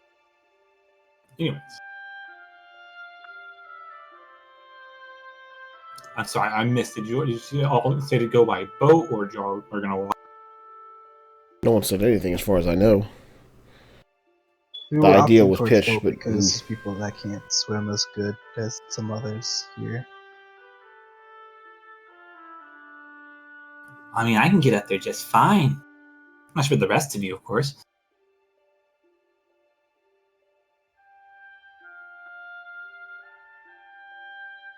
Well, before we even decide boat or land, I don't assume any of you actually have a boat, right?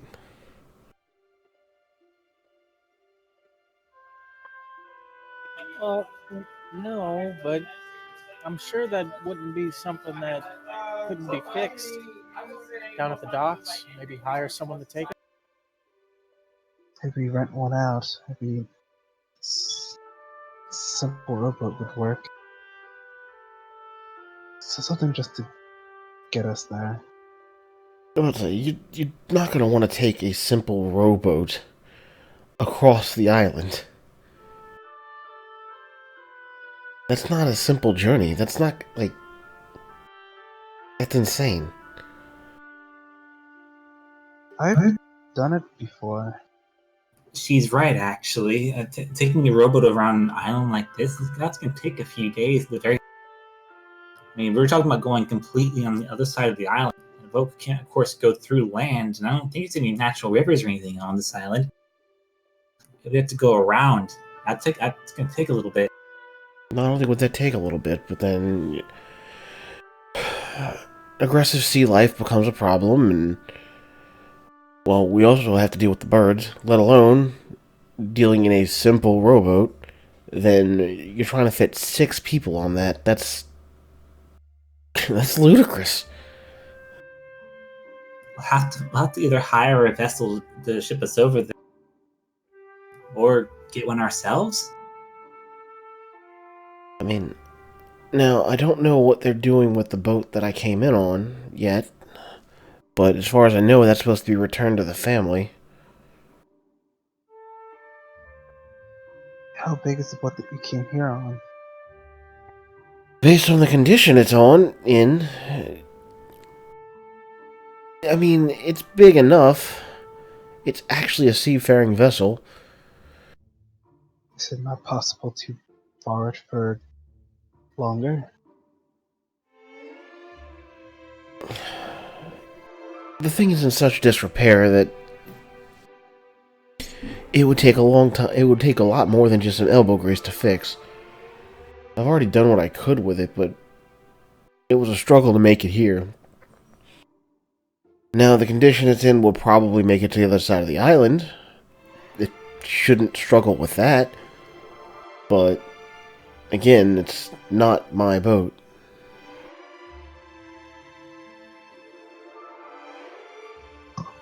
I can try talking to the dock hands to see if I can take it again, but...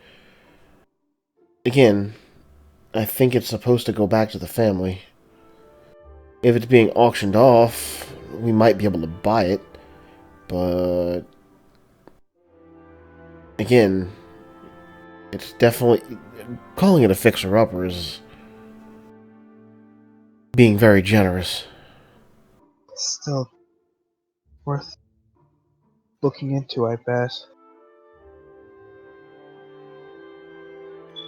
I would say, well, if you were to look into that, someone else could look into renting a boat and seeing if we could procure that too, while the rest of us gather supplies.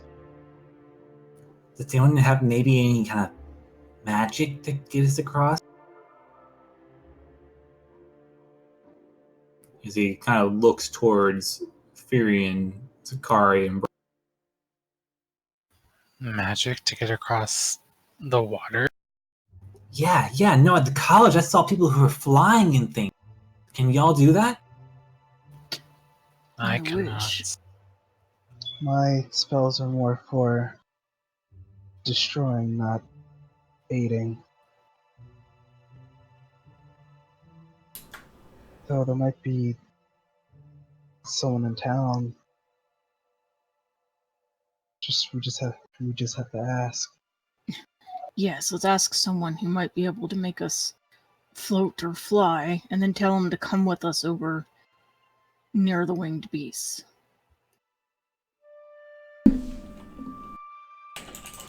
I'm not familiar with how spell scrolls are made, but it is possible to perhaps procure one in this town. I'm not sure myself. Though it is another option.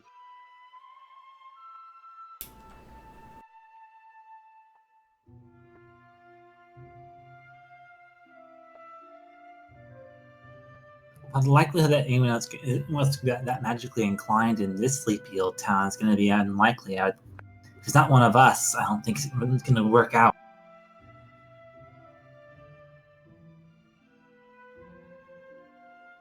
So do we take the ship then? Or should we brave the Bleakwood? Is there not some way to just go towards the north and find the cliff sides down somewhere safe?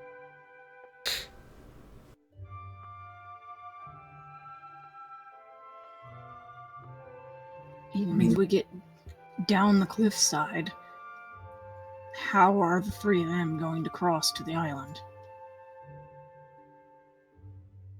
As he points to Clara, Faith, and Zakari. Between us and them, couldn't they swim with some help? Do we know the distance from that coast to the island? Give me Furion and Clara. Give me a intelligence check. Dumb as bricks. That was bricks. Not bricks. Okay. Furion, in your time of traveling, you have actually traveled around Idaho before. You have seen several islands off the coast of it, some stretching out away from the mainland. You can probably wager that you can remember in the very, very back of your mind that the island is probably about a mile or two from the shores of the mainland. And I guess given my speed, how long would it take me to go from the shore to the island? From the shore to the island, probably take you about, with your speed, 20, 30. Okay. Well, then I'm basically going to mention that. Well, the island's only a mile or two off the shore. It'd only take me about 20 minutes or so to get there. But how well can each of you swim?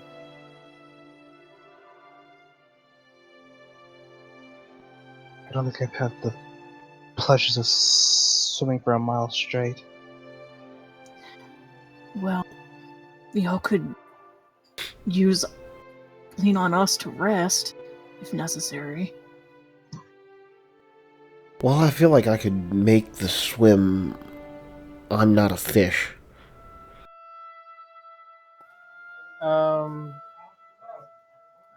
gonna need some kind of device. Would I also know if the waters right around there would dangerous as far as sea life? Typically, sea life around the coast, there are some dangers, not really anything like really dangerous. Most of the dangerous stuff gets out the deeper the waters you get into. The one concern you would have, and in fact, so would Zalgus, and by proxy, Briar from her brief experiences swimming, is the number of waves crashing into the actual coastline. It would be quite a struggle for people to, especially those untrained, to swim against the crashing waves. Well, you'd have to find the what's the term? Where the waves go back out to the sea. Receding? Just let that pull you out to the sea.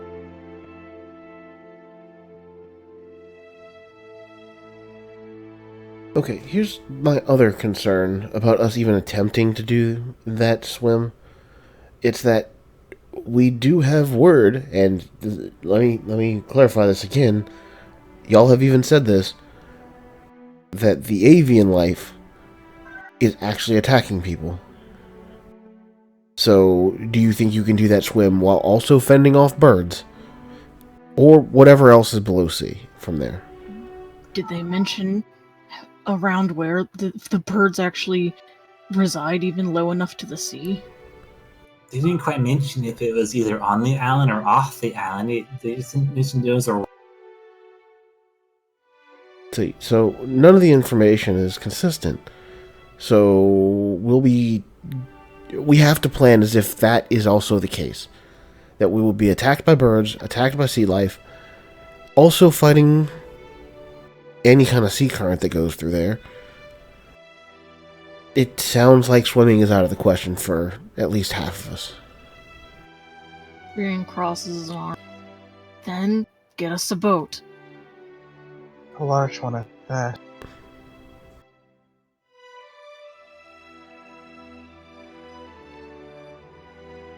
So do we want, like... I'm more than happy to go talk to the dock hands again to see if we can either acquire a boat or do something. But that is also to say that should we also not consider going the other route? I was going to say either so we can try to see if we can acquire a boat, and if we can't, then we'll just go the other route. That's okay with everybody else, then that's the choice. I have no objections. Sounds good. Good here. Well then, let's go ahead and make our way to dock.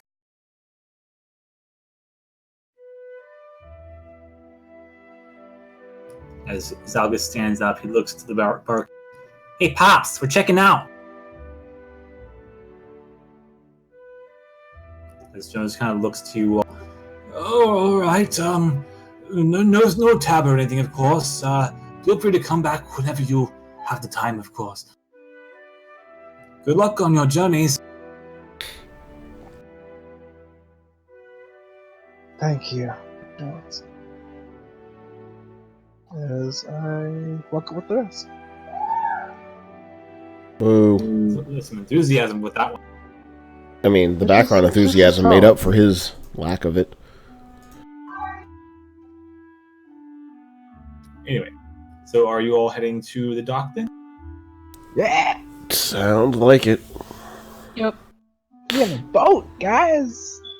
Okay. Any kind of things you may need before heading out? This is your last opportunity to do any kind of shopping before you leave Brown.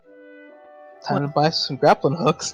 I was just gonna say, I was like, even if we don't go, he's gonna look for grappling hooks and maybe another thing of rope. Grappling hooks and rope, guys. Climbing gear. Actually, do they sell climbing gear? I checked.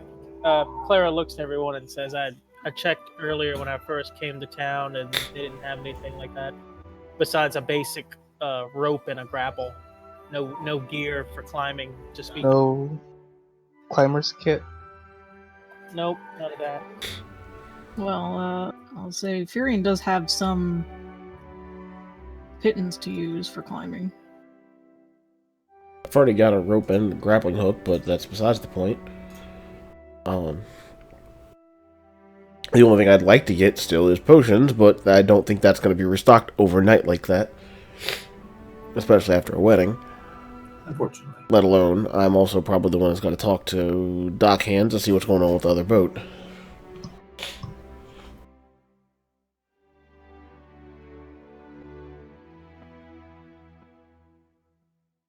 So are you all going to go shop for grappling hooks and ropes, or are you all shutting off? Well, that's what Furion's gonna do. See if there's any other extra rope and grappling hooks, or just in case. Do you think there's anything in the shops other than a simple torch for illumination? They might have glow sticks. What's that? They might have sun rods or something like that.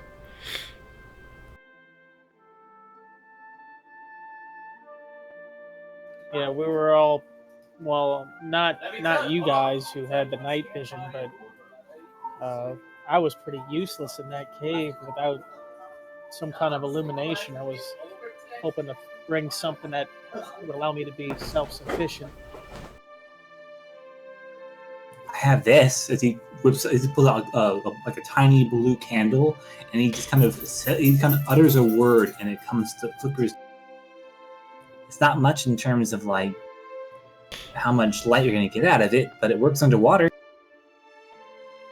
Oh, that's definitely going to be needed. Thanks.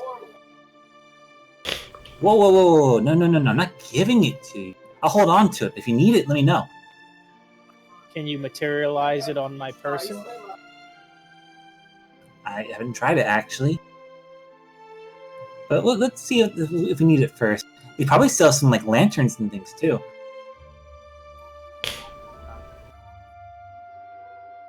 I'll have to spend some time at the bench and see if I can figure out my own way. Okay, so Furion, 50 feet of rope will run you 1 gold. Grappling hook runs you 2 gold. Okay, I'll buy 1 of each. Go ahead and add a grappling hook and 1 hempen rope 50 feet to your inventory and deduct 3.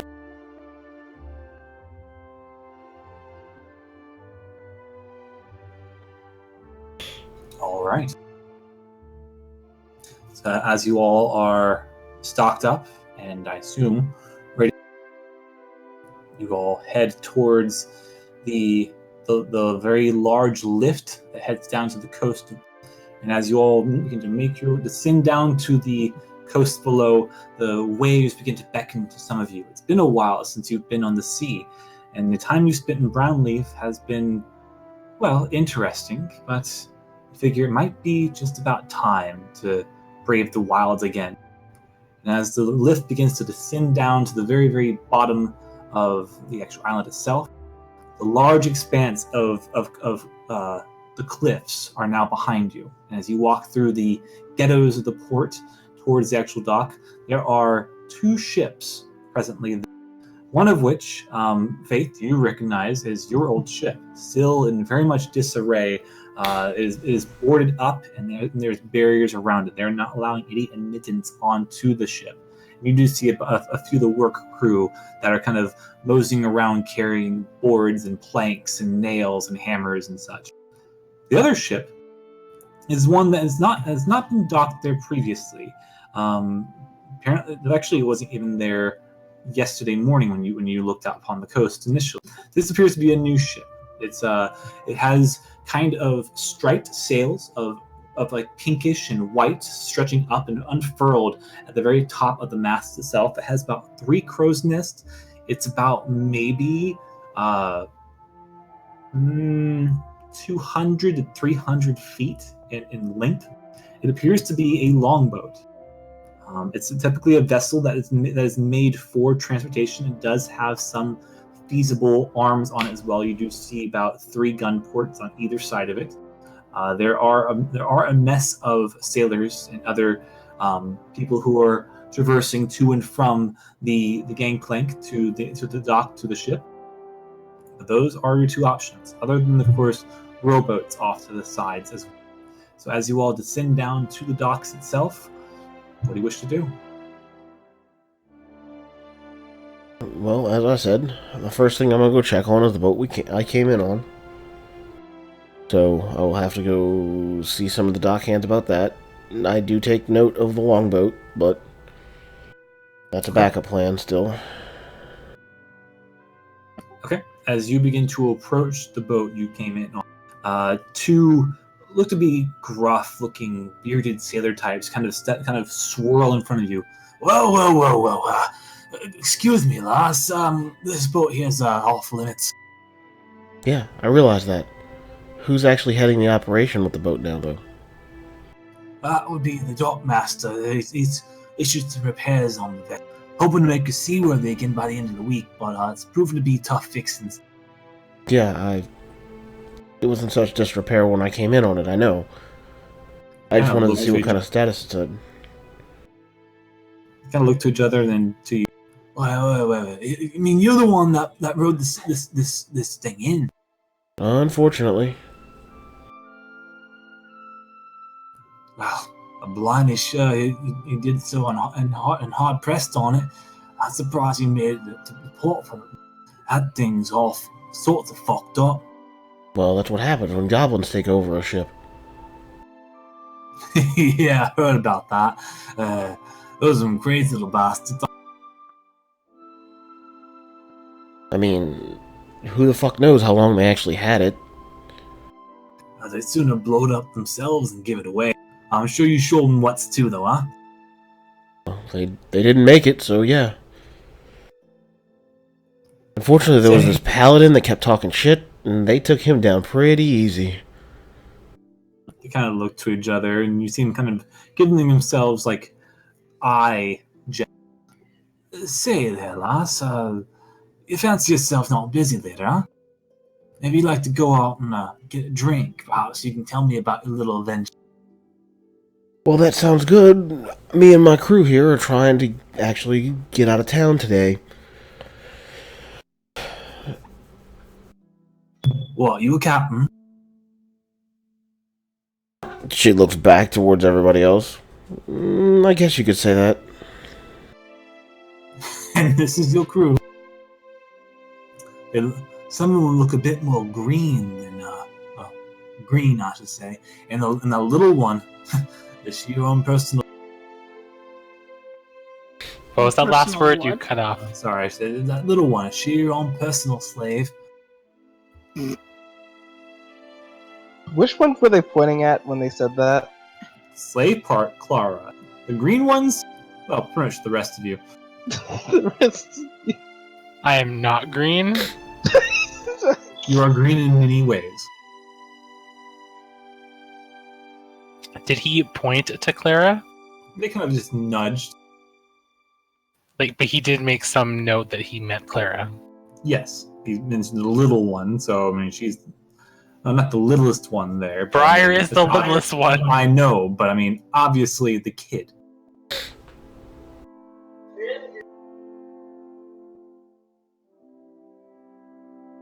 I guess Jason doesn't want to stand up for himself. What's up? I just came back. They called you property. Huh?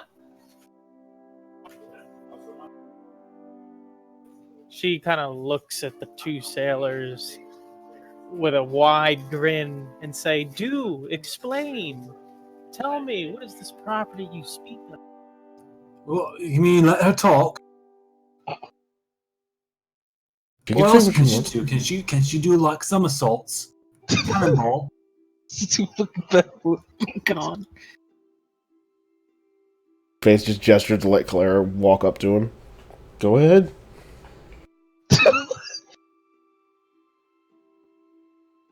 I attempt to somersault forward and kick one of them in the nuts. Uh, That's Is that- a roll. is that what you're really? It's probably acrobatics and it's a hit, probably. I'm asking if that's what he's really wanting to do. Well, no. I mean, boy, I really want to, but I know it's not the right time or place. I mean, it's up to you. I know. Back at it again, a Krispy Kreme. Matter your own fate here. What's going on, Clara? What are you doing? Anything? Nothing? Yeah, I'm gonna do the somersault forward and try to kick one of them in the nuts. Okay, give me an acrobatics check first, please. Oh, Jesus. I kind of want this to work. I kind of want this to work, too. AC what? ACT, right? No, just it's gonna be rolling an acrobatics check. So AC. Oh, Acro. Just do ACR. In the right channel. That is not canon. ah, shit, damn it! I'll roll it again. We-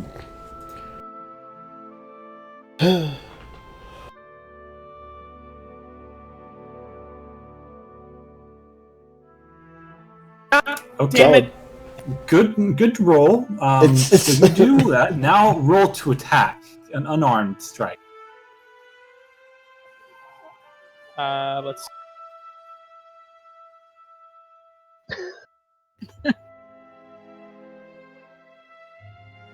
That definitely hits. 1 damage. That's what it's supposed to do. Yeah, he doesn't have, like, monk bullshit. Yeah, Bullshit. He doesn't have any strength either, so it's 1 damage. Yeah. Okay, so Clara, as you kind of walk up and kind of smiling at him, you then just kind of like go into almost a dead sprint for about 2 feet, and then you somersault in, and then the foot lands right in the man's groin, pushing him back about 2 feet as he goes. Faith applauds. As the other man kind of like looks to his friend, and then back. Oh, what the hell?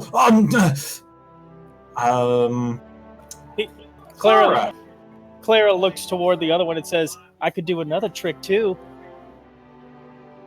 Roll an intimidation check.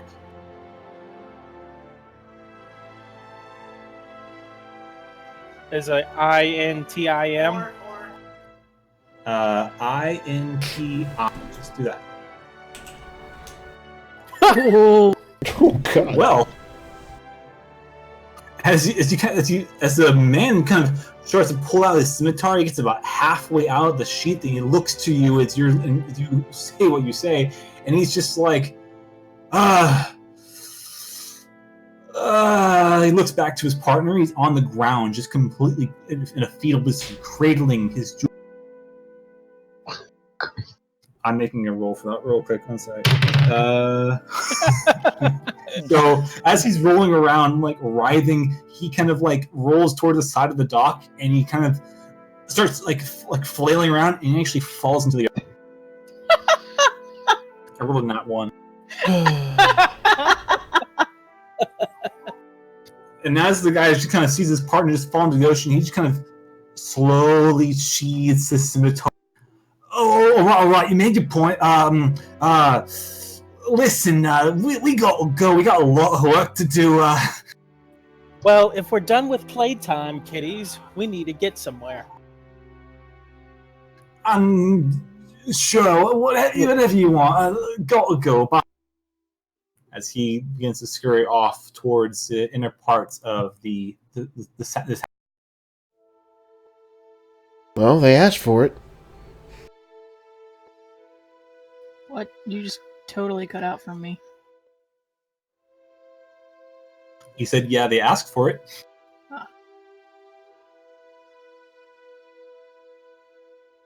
Well, I guess we gotta go see the dock hand or the dock master then. See what's going on. As you leave the swimming, kicked groin man to his fate, you all about face and head towards the portmaster. Faith, you know where it is. Very simple enough. You encountered this man on the way in.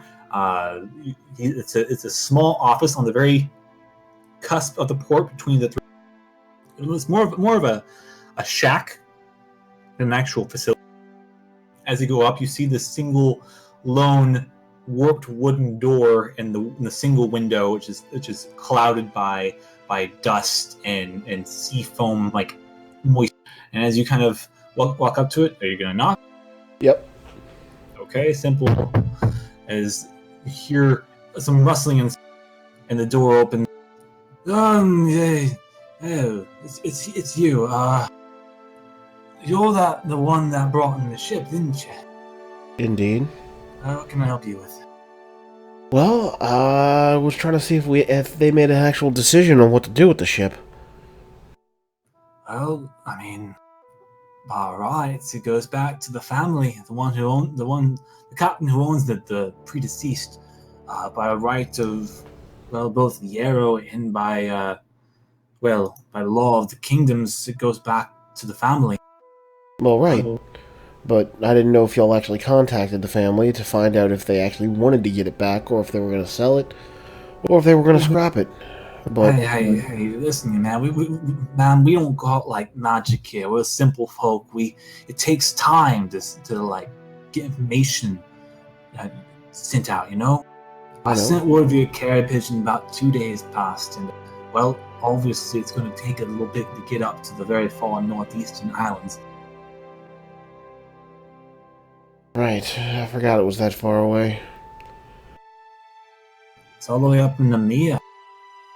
It's at least about a few thousand miles. Yeah, it's a nice trek. Okay, well, Besides, she ain't seaworthy, at least not yet. Take it out in another week or so.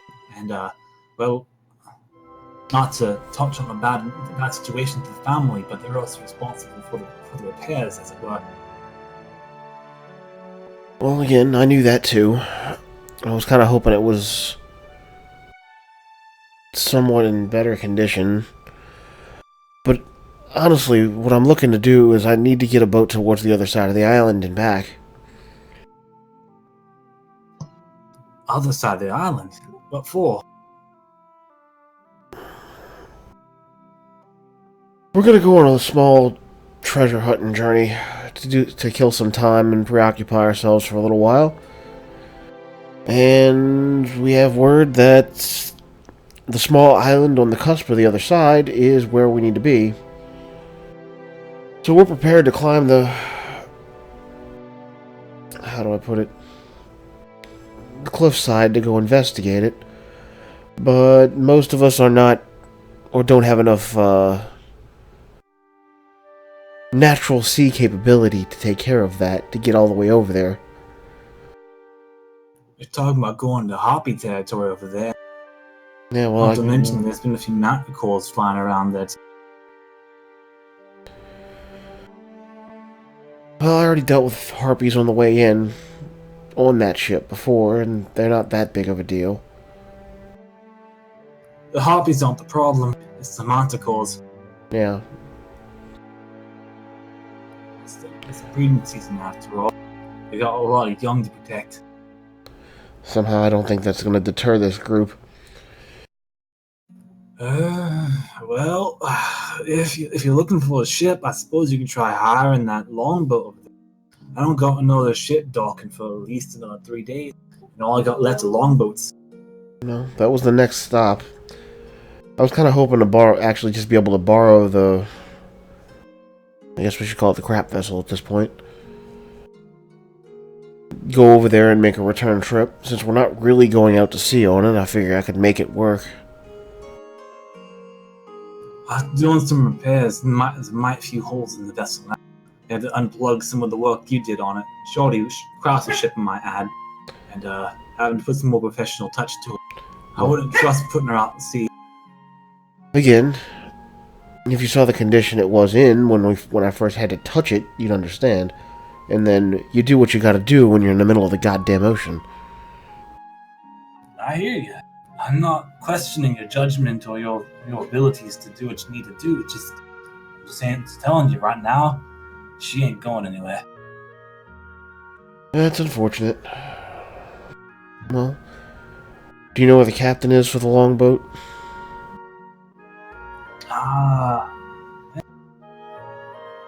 Now you mention it,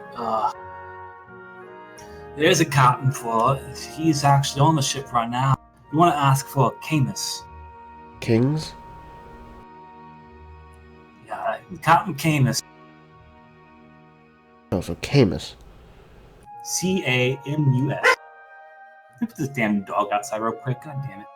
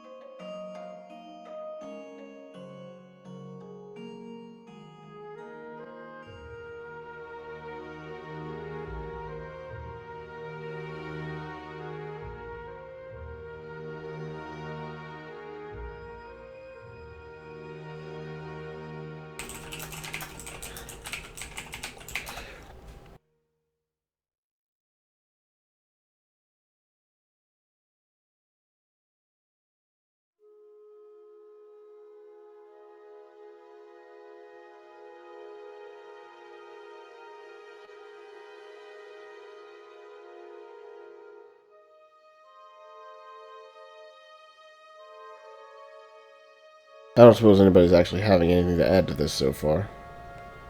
I know nothing about boats. What's a boat again? I think it's like a bullet of the ocean. You fire it out of a cannon and then it brings you to somewhere.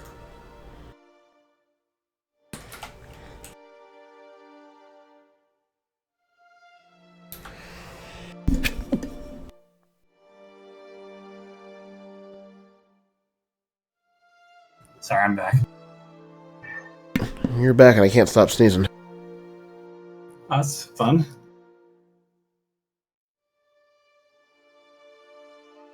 Whenever you're ready, then.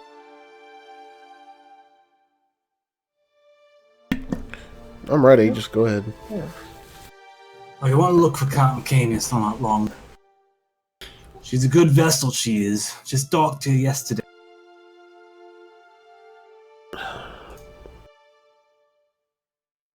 Well, I guess you don't have an idea of when they're going to be actually shipping off, then, do you? Or they Hasn't just get... checked in quite yet. I was off shift and off duty when we actually came to the dockmaster, but I can look in the reports, but honestly, not meaning any offense, it's not really a business. Well, if I'm going to hire them, it kind of is, but... I'll just go ask the captain. Good luck. If you need some rowboats, though, let me know. We'll see. And then...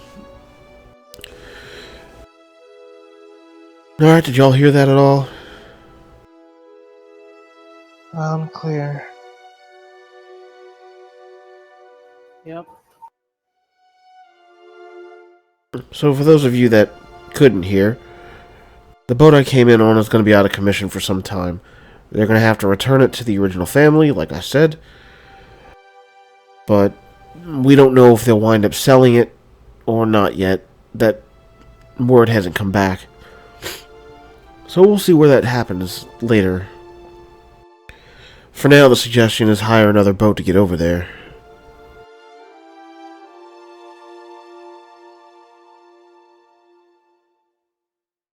Alright, so we're gonna go see if we can't hire this longboat?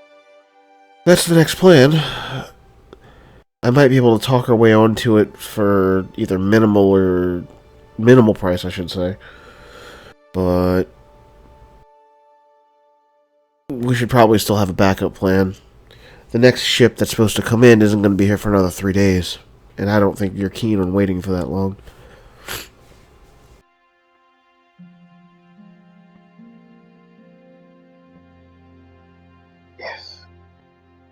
If getting up north becomes almost impossible, then going east should be what we fall back on. But let us continue.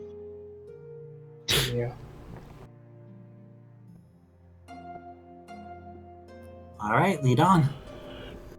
Heading back, I'm going to make sure we go back the same way we came, and actually look over the side of the dock to see if the dude's still swimming in the water. It appears he's collected himself and he's on the ship, on top of the dock, right? He's kind of wringing out his clothing. He seems to have some attention of some of the other sailors in the area, but he's looking a mite cautious.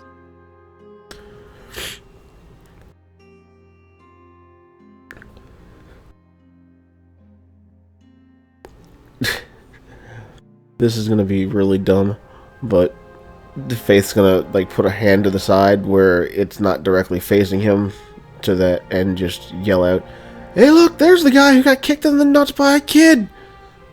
As she continues walking towards the longboat. As you see all the sailors kind of collectively look at him, and then back to you, and then back to him. And the one who was kicked, he's just kind of like looking around, bit nervous, bit like he just flips you off. Stop laughing, you.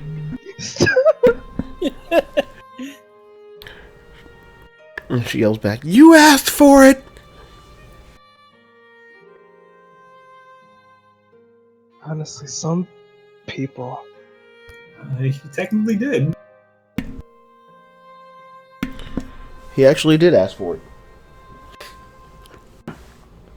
Well, he gave the invitation. He wanted to see a trick. I showed him a trick.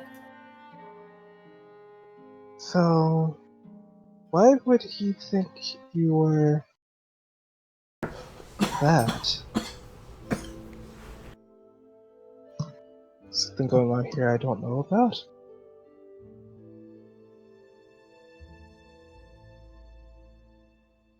Translation? It's a question, Clara. I'm sorry.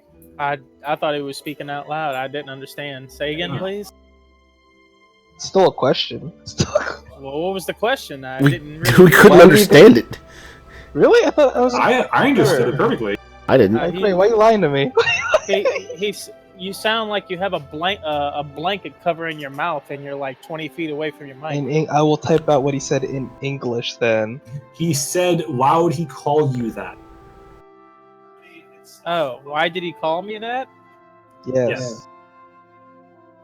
I don't know. He might have wanted to get kicked in the nuts, and that was his way of requesting a kick in the nuts.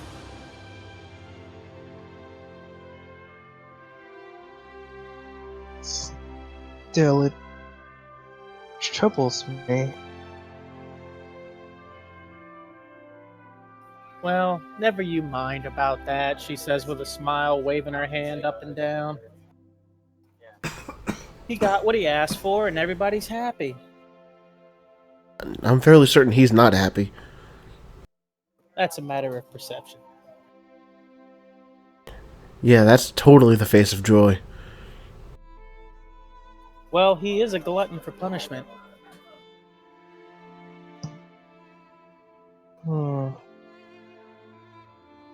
Then, forgive my questioning.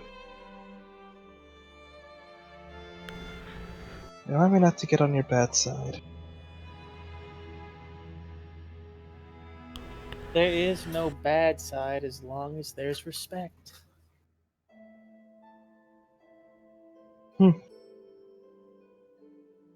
Tarek just continues along with the group.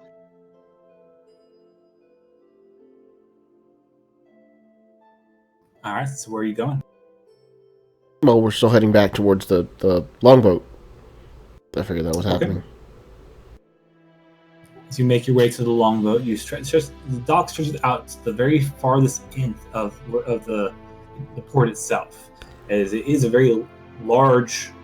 You do make your way past some of the sailors who kind of give you all kind of weird glances, as you know, not many sea elves and tritons around here, and of course, not many people as large as Akari either.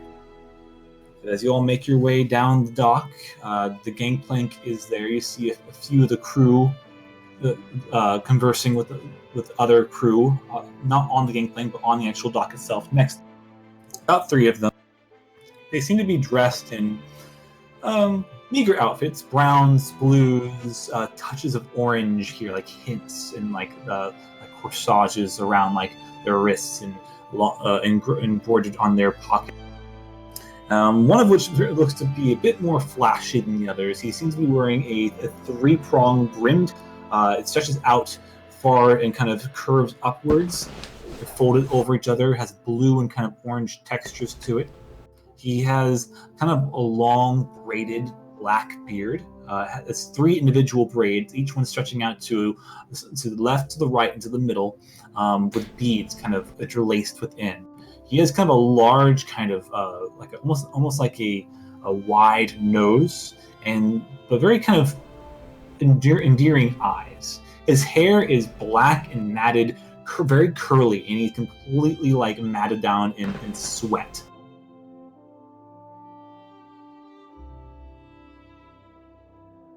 What do you wish to do? First, let's try to stop coughing.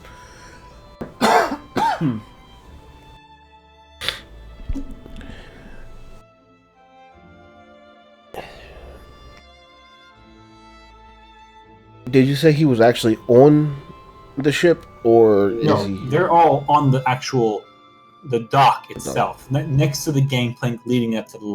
There's about 3 of them conversing. He's one of the 3. Okay. Well, I'm gonna approach, but I'm not gonna get too close since I can tell they're having a conversation still. And I'm going to wait for the conversation to look like it's about to end.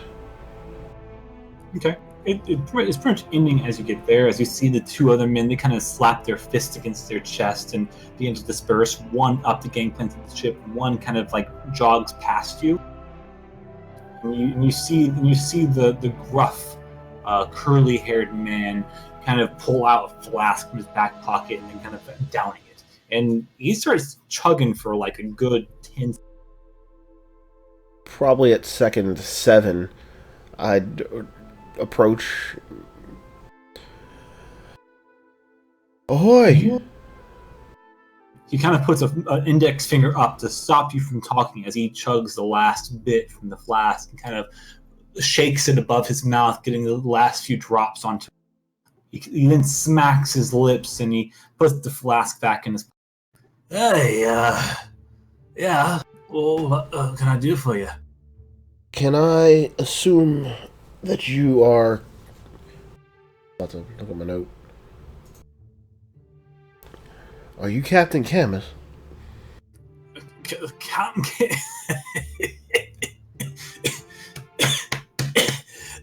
Captain Camus? No. I'm his first mate, though, and quartermaster. Oh, well. What you need, Captain? Well, I need to talk to somebody to see about where this ship will be going next, and if I might be able to get some of me and my cohorts transport. As you see that he kind of like looks to you, he blinks, he kind of like veers his head to the left and looks and kind of visibly counts each of you. 1, 2, 3, 6, 10. So you want to know where the well our boats go? Sure, yeah. Is that all? That sums it up for the moment. If you're feeling too gruff right now, then maybe I should talk to the captain about it. Gruff? Do I look gruff? As he kind of like leers into you, you just smell his breath. It smells like a mixture of salt and seaweed. It smells like you've been drinking the high sea itself at this rate. Man of the sea I am. Name's Roderick. Again, I'm first mate here on the Gust Wind.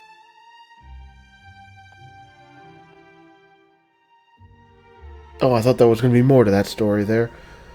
I mean, it can be. Well, you ended it like you were going to say more. Nah, not much for words. Finally, not much to say, really. But if you're looking for a passage, we're taking dock here until they was expecting a package, but it's not here apparently. So we're shoving off here probably come dusk. So you're still going to be waiting on the package? You Well, really expecting it today? I was expecting it yesterday, but didn't show up. I guess eluded some grasp or something. I don't know the full story, but it's not here, so we got no business here. Gonna head on back to Majeska probably. Jessica. Aye. We have Oriana, you know, capital, city, large, expansive, desert. I was trying to ask if that was actually on the map or not yet, but... Majeska, I'll actually bring you over the map again real quick, is the capital, like the actual, like a huge capital of the island nation of Oriana. It is located here. It is known as it's public knowledge, so no need to roll for this. It is a large desert-based oasis city. Oriana, much of the actual southern agriculture of the entire continent is comprised of a desert that is slowly creeping its way upwards towards the north.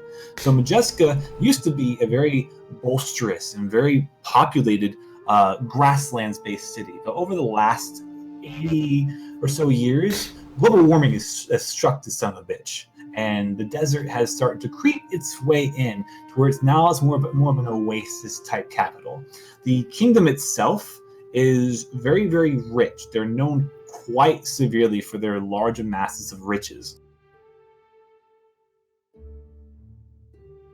However, if he's talking about sailing the Majeska, he's probably talking about more going to one of the ports on Oriana, and then actually taking one of the ferries inland towards the city. Yeah.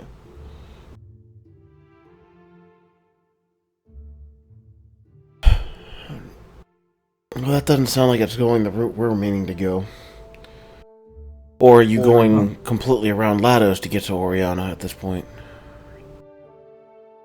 Oh, well, path is, that depends on where the wind's fed. Without the proper instruments of engines and the like, you gotta rely on wind and all, Basic sailing 101. I wrote a book recently if you want to read it. No, fortunately for me, I could skip the book. I've already had my way around the ocean. I understand that. But usually you chart that kind of shit before you leave dock. Let alone if you're really going for a port towards Oriana, then I don't know if you're just going across the little divot here, if you're going all the way the fuck around. Well, safe to say, we really won't know that until dusk hits, and then we can tell what the weather's going to be. Kind of full. You know how rainy seasons are in this neck of the woods this time of year? But if you're looking to go towards Majesta, I'd be more than happy to give you a lift for, of course, a proper amount of coin. What are you looking at going, anyways? Well, we're trying to get to the little outlying island on the other side of Lados. So if you just happen to be going that way, that would be where our stop would be. Now, I know there's not going to be... I'm not too sure where Lados is. You're not sure where Lados is?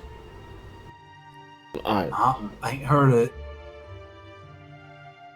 That's my own fuck up, because I'm reading the I as an A. Okay. Yeah, Eidos. Yeah, Eidos. I just meant this continent. Gotcha.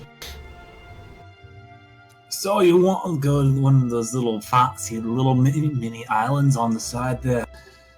May I ask what for? My cohorts have a treasure hunting quest in their head and want to actually experience it. Well, then, while your cohorts start swimming, as he kind of looks to Furion and Briar and Zalvia. Oh, he's kind of pushes past you, Faith. You three, come here. Where's he trying to make us go? Just in front? He's drunk, he doesn't know. I'm not sure if Esper's back yet. I mean, it's Furion you're nominated. Oh god. Get a grim pat on the back. You got this, buddy. I just sort of look at him. What? You can swim, right? He sort of looks at himself, puts his hands on the gill at his neck. Maybe. So, what's stopping you three from swimming these other three over to that?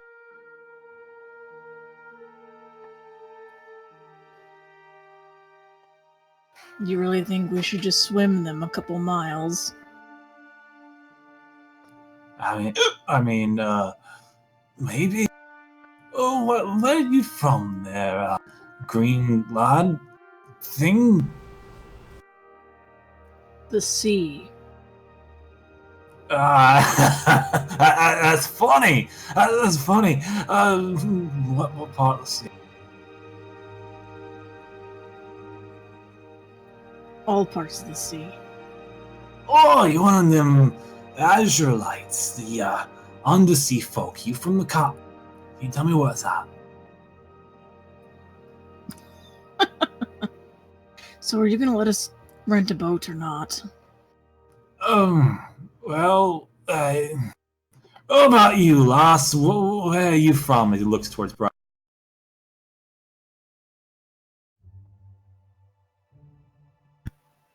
Me?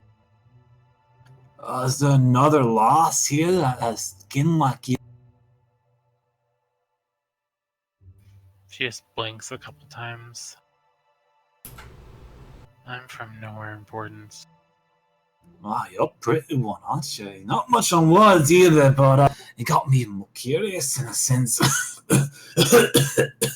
Well, if I'm having these people perchance aboard my vessel, I gotta know a bit more about them, you know? What's he dressed in? I He's have no idea where we are, by the way. Okay, I'll catch up real quick before I DC here in 3 minutes. He's dressed in mostly like kind of like very weathered garments. He mostly browns mixed with hints of blue and touches of oranges.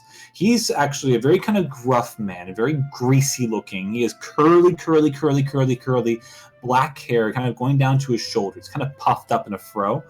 He has a very long, kind of gruff, strangly beard.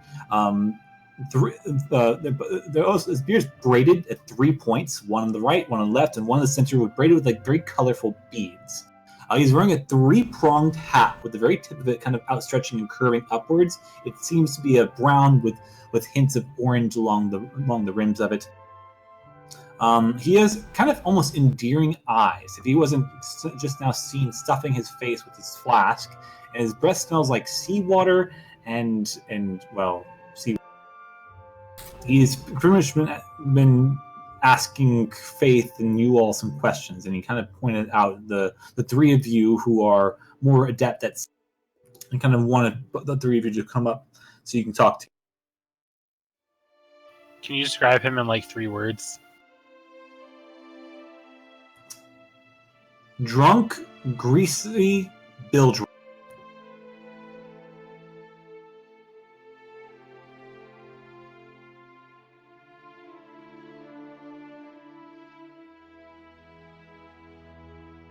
I'm waiting for the DC. It's coming. It'll happen here probably within the next 30 seconds. I like how we have it down to a science now. I literally have it down to like the hour, like the minute. And it takes place between the 23 mark and 24 mark, so it's a coming. This is the time it's going to go for the 45 mark. No. It's generally like every like 1 hour. It's my modem. I'm not sure if it's like the lease on it, like the leasing on it, or just because the modem itself is just really shitty. So I mean, I don't know. Around the 24 mark, it's going to happen. It's an absolute guarantee. So it goes like. I think it happened. And there it went. It goes like.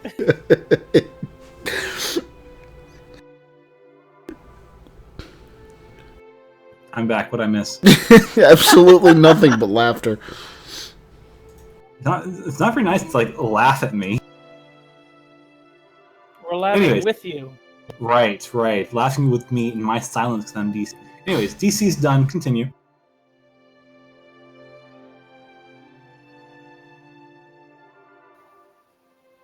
What I can say is your wardrobe needs a little bit of update. Oh, what? You mean this? I worked hard on this right here. I got the best of the seamstresses all across Majeska. And, Well, when they made it about 17 years ago, it was of a great immaculate. It's seen some wear and tear these days, but it's my favorite outfit. What do you think? She just stands there in like complete and utter, I don't know what to say. He kind of like looks at you. You can tell his eyes kind of narrow, and he kind of like pushes his head up so he can kind of like look at you from his. You look kind of familiar. Actually. What'd you say her name was? I didn't, but my name is Briar. Briar. That's very interesting. That stand for your thorny personality. Yes, exactly. Aye. I like that. I like that a lot. Sakura gets noticeably more uncomfortable the more he talks. If you'll agree to help us, I could do something about. She gestures to all of him. What? You're offering to go on a date? No. Spin? No. Well, I'm confused. She needs to fix your outfit. Kind of like looks at the car. Oh, you're a big one. And boy, come here. Face palms. Come here. I was about And to say mutters. Furion just grips onto the back of his cloak. Faith face palms and just mutters, he's already forgotten that quickly. I sigh and fall. You look like you can lift about 4 barrels soaking wet, naked, out in the sun. I can lift 5 and I'm not getting naked. But if you need heavy lifting, if it'll get me and my companions to that island, then I shall do it. See, he kind of like pats Zakari's chest in the back of his knuckle. He looks towards his hand doing it, his hand doing it. He doesn't care. He just kind of like stops and he's like looking towards Faith. See, this is how you get negotiation. Ah, yes, that's exactly how you do it. And when he turns back, Faith's just gonna go start walking up the gangplank. Roll a stealth check.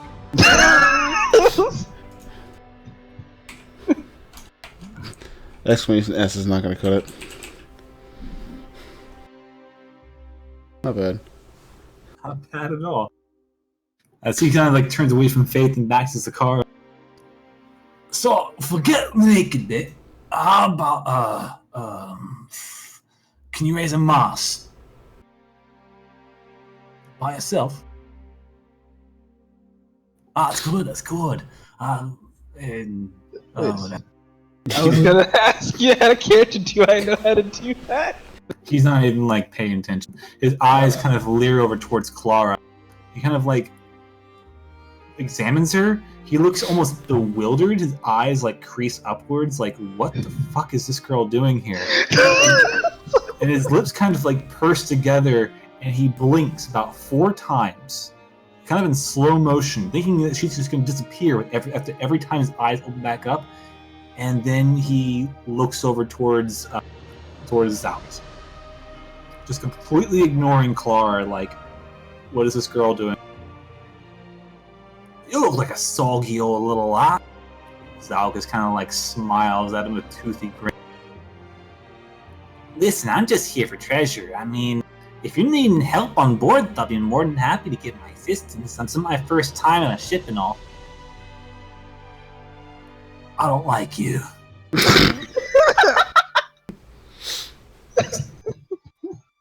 It's too... what's that word? Happy. As fast as I was gonna about to say Furion was just gonna say happy. That's great. There's not a...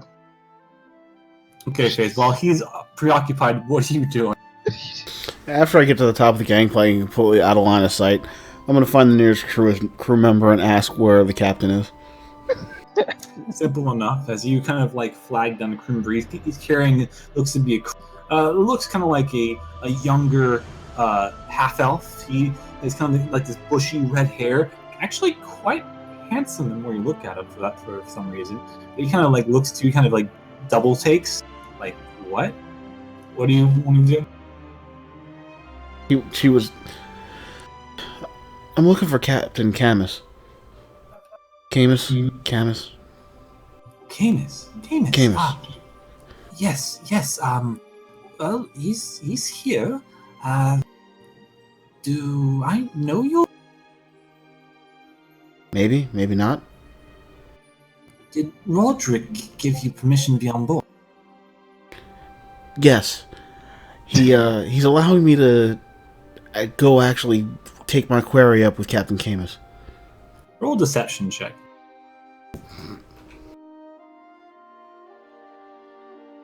That didn't work out well. Well, given how Roderick usually is, I think I better check. You can, but he's entirely sloshed. He's usually sloshed. Oh, wait here. Don't move, please. All right. Have a seat. She stays standing. As he begins to descend the gangplank. Okay. Still below, Roderick still kind of like he kind of turns from Zalgus back over to Clara, blinks about 2 more times. She's still here. Why is she still here? Do you have a problem with Miss Clara here? Clara? That's not a Clara, that's a girl. He kind of like kneels down, which he really doesn't need to because you're technically taller. As he kind of looks up to you, little girl, you lost.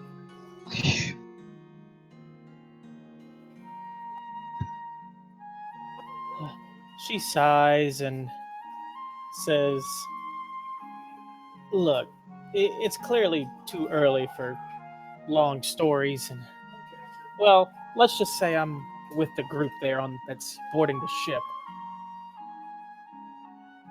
So you're the babysitter? Wait, that's not how it works. Hold on. Oh, I'm not drunk enough yet. So looks to Brian. Is she with you? Yes. And you're with her? She looks back to Clark. Yes. I'm all manner confused. Listen, all of you. And, I thought there's 6 of you. Was I imagining things? Nah, the 5 of you, listen, I don't make decisions around here. I'm just an armsman. And I'll handle the meager task of ordering the crew around and pilfering, of course, their kegs. But if you're looking to get on board, I mean, it's really not up to me. It's about this time that you see a young half-elven man, kind of curly-ish red, kind of swivel down over his eyes daintily, like beads of sweat kind of percolating upon his skin as he drifts down the gangplank. Master Roderick, there appears to be a woman on board. She says you allowed her on. She's asking for the captain. Oh, can't you see I'm busy talking to Wait. 1, 2, 3, 7, 10. Oh, that's right. The silverhead lost. Oh, she get past? I got eyes of a hawk. How did she get past? Yes. I ponder that every single day of my life. She's on board. So I'm assuming you did not grant her admittance. Grant some. I'm not sure it's a admittance.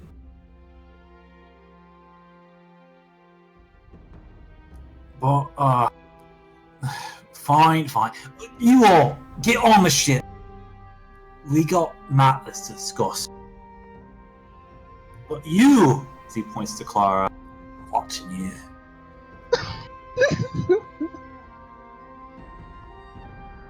Do you all ascend upon the gangplank? I will extend upon the point.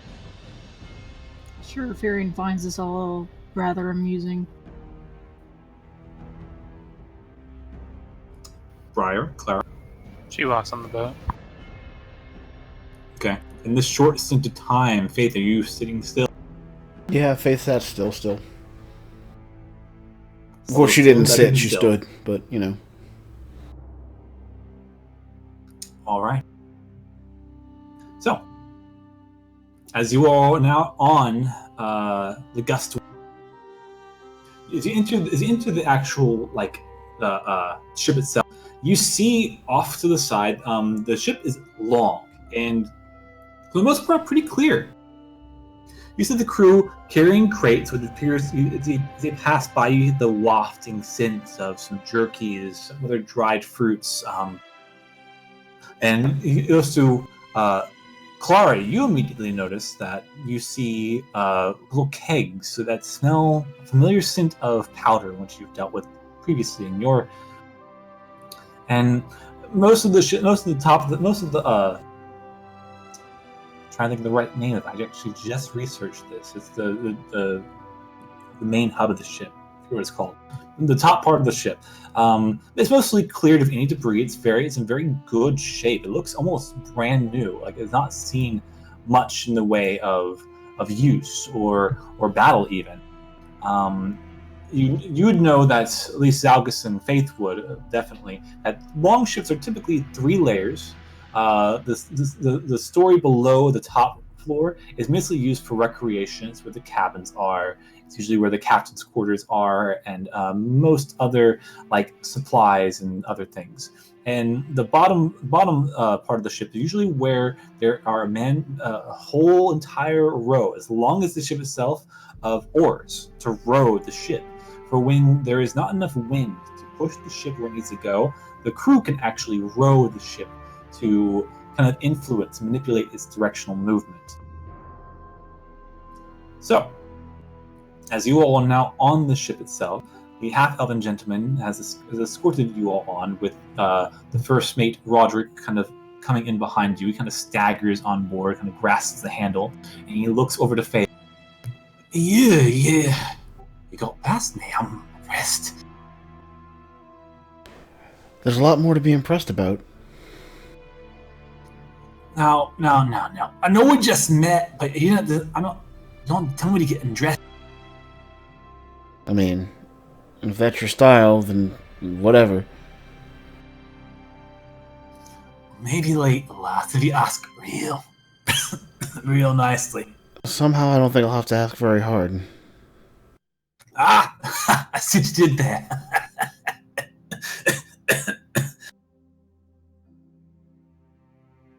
Now, while you're all here, let me go ahead and fetch the captain, I guess. Oh, I'm warning you, though. He's not really the kind of captain you want be on a ship with, I should say. Real hard sort to get along with. Well, do you need some help finding him? No, I got other men for that. They know this place better than I do. Sometimes I really believe that. As a half-elven gentleman just kind of rolls his eye. Faith looks directly at him and just kind of like shakes her head and then kind of mouths, "I'm sorry."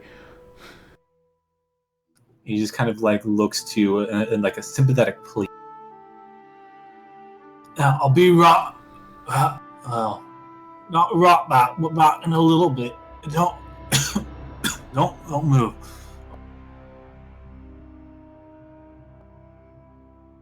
How long does it take him to actually wander off? About 5 minutes. Are you all having a conversation while he's gone? To the shipmate, I'm gonna ask him, is he really always like that? Normally he's worse, actually. That's surprising. He can get Not when worse. Well, listen, this vessel may not be the best one for you all to try to seek passage. I would strongly encourage you to find something different. Faith will point at the broken down ship from before. Yes, but there might be another vessel in a day or two. I find it hard pressed to find passage on a ship like this. I must warn you, the captain is actually much worse. I'll see that when he comes, but that was our other option right now. Anything would beat this one. I've already... Please, if you do find another ship, tell me. I'm looking for a new line of employment. Well, I'll keep that in mind, but... Unfortunately, I don't think anything else is going to come up yet. We're really not trying to go that far anyway, but we're just kind of hoping this is in line. I know. I don't know, but... Well, I can imagine. Listen. My name is Farrell. I'm one of the deckhands here on this vessel, and I've been here for about 6 months now. Wherever it is you're going, you might fare better actually swimming there if I compare. This vessel typically travels pretty hard. Do you think it's really any worse than a vessel captained by goblins that didn't take care of the ship?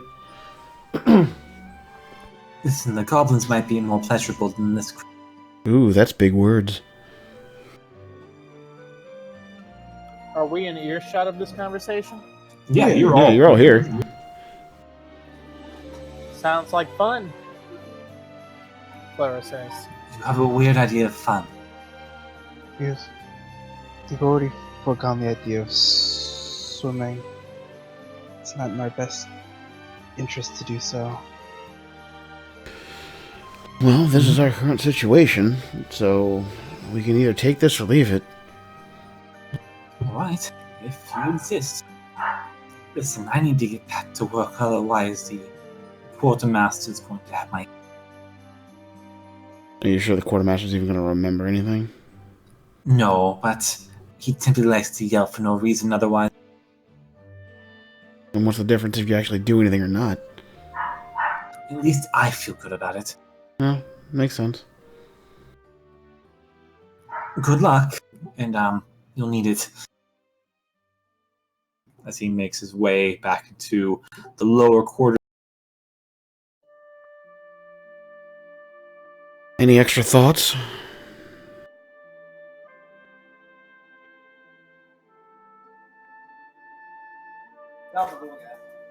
I'm stumped.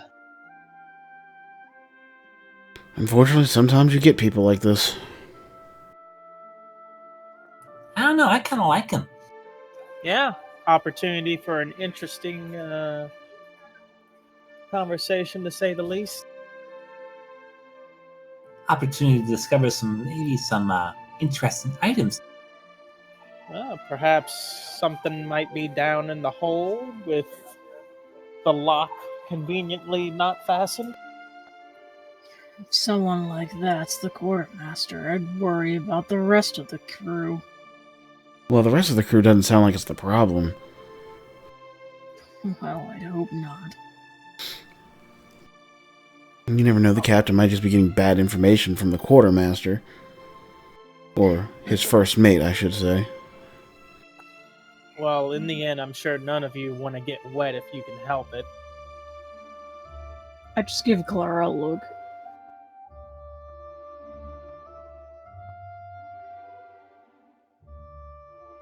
Awkward. About 5 more minutes transpire when you suddenly hear what sounds like a horn, and it sounds almost triumphant. And as it begins to kind of de-escalate, you see most of the crew drop the crates and kind of stand at attention.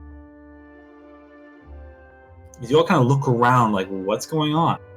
The doors to the lower quarters both open up almost simultaneously as they unfurl, and you see another crewman come up the stairs first. He seems to be kind of like sweeping up the actual floor of the ship himself, like very, very aggressive.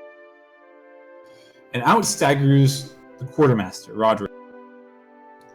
Introducing Captain Cayman. As he kind of bows to the side, and out walks, you first notice the bright coloring of what looks to be a azure blue tunic with many golden buttons on it, a large brimmed hat with a very elegant but very large white feather kind of poking out of it, and he has a monocle over one of his eyes and kind of glistening white hair, long, perfectly arranged, perfectly combed, not a single stray hair away from where it should be. Elven, very delicate, dainty, feminine-looking features, and his arms behind his back as his chest is kind of jutted out. He steps out, kind of like white pants with a very lavish orange stripe, kind of gliding down it.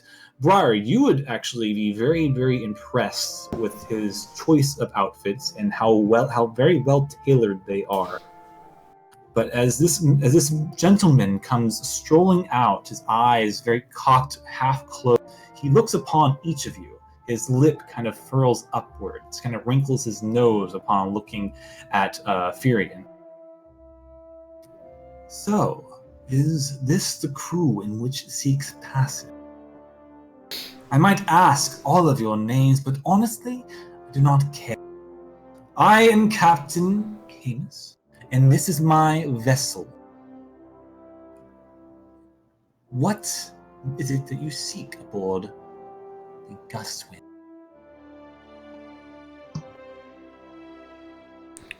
We are actually seeking passage to the other side of this island.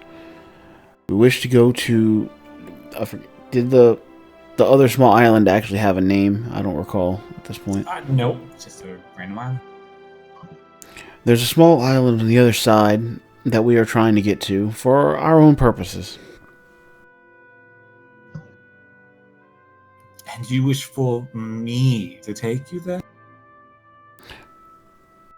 Well, if it turns out that it's en route with you, whether you're going, it shouldn't be that hard. Of course, price of transport can be discussed, but we couldn't possibly ask you to take the route. Money is no object. I hardly care for the coin. I do not need it. However, I am in need of certain entertainment.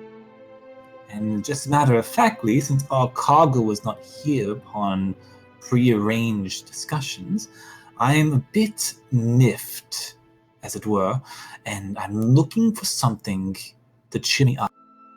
I would faintly suggest that you all offer something that would not be normally offered elsewhere. I do not care for coin. I do not care for promises that are made to be.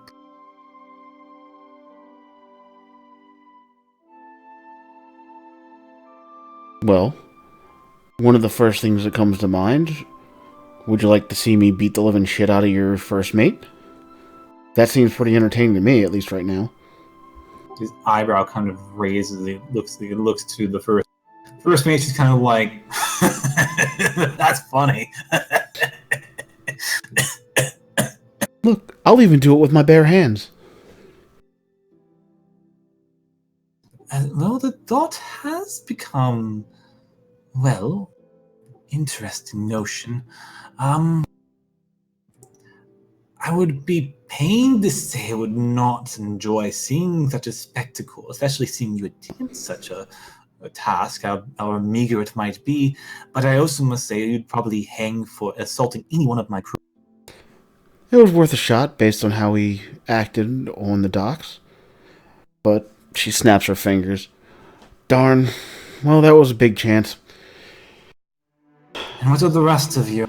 I trust you're of more entertainment than this one is. And civilized elves are not welcome here after all. Oh, I could be completely civilized. It just seemed like that might have been something you might have actually enjoyed, seeing your posture. I will humor the thought, but again, if you assault any of my crew, I will see to it that you are hanged and then hung out to dry for the goals to month. While I'd like to see you try, at the same time, this is why I asked instead of actually just doing such a thing. Oh, quaint little youth. You think you're something big here, you're not. Trust me, do not mess with me. Now, I suggest you keep quiet while the rest of your cohorts, companions, whatever, speak, please. He kind of gestures towards Firion. You seem to have some particular interest in me. Is there a problem? I think you're trying to be something you're not. And though it does humor me to see such quaint attempts, I am not flattered. I admit I have no idea what you mean. There's a certain air about you, something that I do not like. I'm not familiar with those of the sea, nor do I intend to really humor the thought and notion of it, but I know my gut instinct. Funny. I could say the same thing. He gives a wry smile. What, was it not apparent? The glamour, the clothing, the ship. You see how immaculate my vessel is. I assure you do not see any other vessel like it. Not upon the grey sea or the azure ocean. And yet you keep the first mate that you do. Well, he's not exactly the most intelligent of individuals, but he does know how to sail a ship. So, how long are you going to attempt to deflect things? Please, humor me. Speak. I did just speak. And if you have no like for me, then what does it matter to me? Oh, two resounding reasons as to pleading your case to take you upon my... Very good, very good. How about you then? Little girl, certainly you have something amusing to say to me. Or do you wish to bash me with insults and ridicule my very manner before? Please, speak. Entertainment, you say? Please, anything. Okay. She, let's see. We're still in the docks, right? Obviously. No, you're on the ship. Yeah, but it's moored to the pier, right? Yeah, it's boarded to the pier. All right. She takes out a pipe bomb and twists it and throws it over the side into the water. And when it explodes, the fish float up to the surface. How's that? Okay. That's the intention. Okay. Give me dexterity. That's a check, right? Yes, a check. Oh boy. Oh no. Oh, God. Tyrion takes off running. As you fiddle around your backpack, pull out a pipe bomb, you kind of look at it like very hastily and eager to please this or whatever. you throw the pipe bomb as it hits the bow of the ship and deflects off of it back onto the ship. And as it begins to, you have about a split second to do something. Kick it out! Does- It's about 20 feet away. Oh, Jesus. I pull out my gun and shoot it. Shoot it. Oh, okay, roll to hit. Oh Very- god. Is that your palm pistol or your pistol? Palm pistol. Okay, roll to attack with your palm pistol. Oh no. Roll initiative, guys. I mean, Furion would be okay with that. Type 1, press enter. Yeah. Oh, okay. Is that a I yeah? actually wanted to miss it because when you fire a bullet upon an explosive, it generally tends to No, it doesn't. It's a steal. Oh, at your whim, DM. it's made with black powder. So it shall. I'm just saying, it's made with it's a black powder device. So you firing, Coated in steel. go ahead and roll a 1d6. That's gonna be the damage for your pipe bomb. And I need to roll a dexterity save for 3 crewmen. Oh no. 15, that's a 14, that's a 12. Okay, what's the DC on your pipe? Let's see. DC on the pipe bomb. Let's see. It doesn't say. Let me pull it up real quick. It's custom. That's why.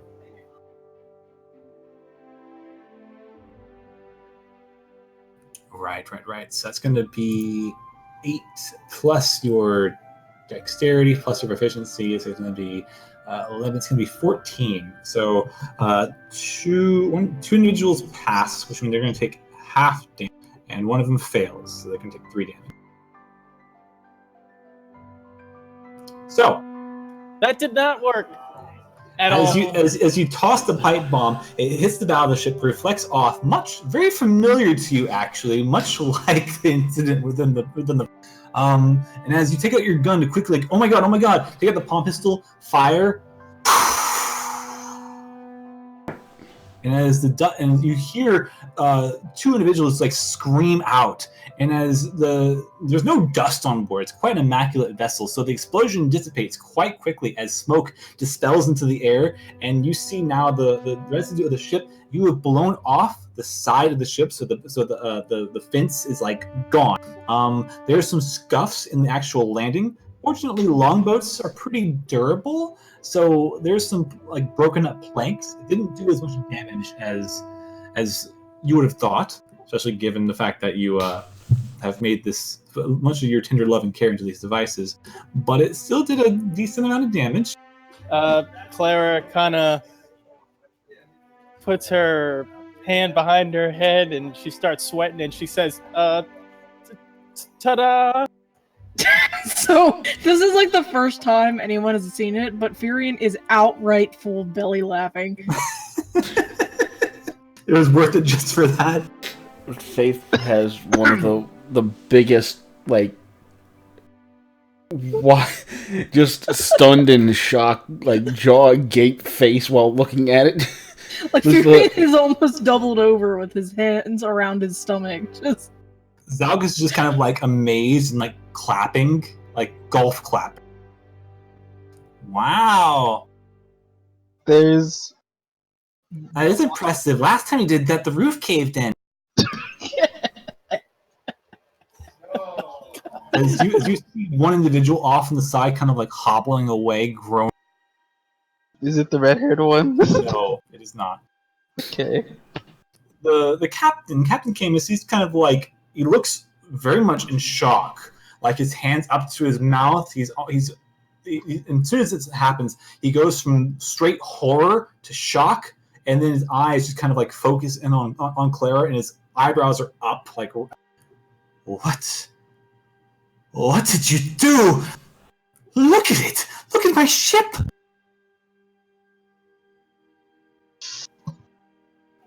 Sometimes the greatest tricks are not without consequences. Well, you certainly are interesting, but not in the way I would have preferred. All right. He snaps as the crew all kind of look to each other, and they kind of look almost confused.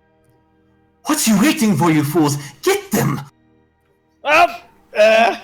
Are you all allowing them to apprehend you? No. Are these the crewmen or the Yarrow? The crewmen and by proxy the quartermaster. Fuck no. Well, he did say he was gonna hang us, so no. Well, I mean, Furion has to recover first, but no, he's not gonna let himself be captured. Okay. Then I'd have you all roll initiative, but we're gonna end the session there. Oh my god. Oh my god, you're gonna have Furion laughing for 2 weeks? 2 whole weeks of laughter. He hasn't laughed this hard in forever. I did not expect that. You didn't expect that. Why can't you just have a boat that just got us there? Why can't we just have a boat? This is what happens. Is this the group's arch nemesis born? It's going. I guess you just found out. This is the final boss, guys. Thanks, Clara. Yeah, what? He wanted entertainment. Explosions are entertaining. You have a great track history with that, by the way. Yes, it's gonna be that thing for fucking Dream. Okay. Well, again, next session we'll start with initiative rolling. So much for a tech session. Yep, that ain't happening now.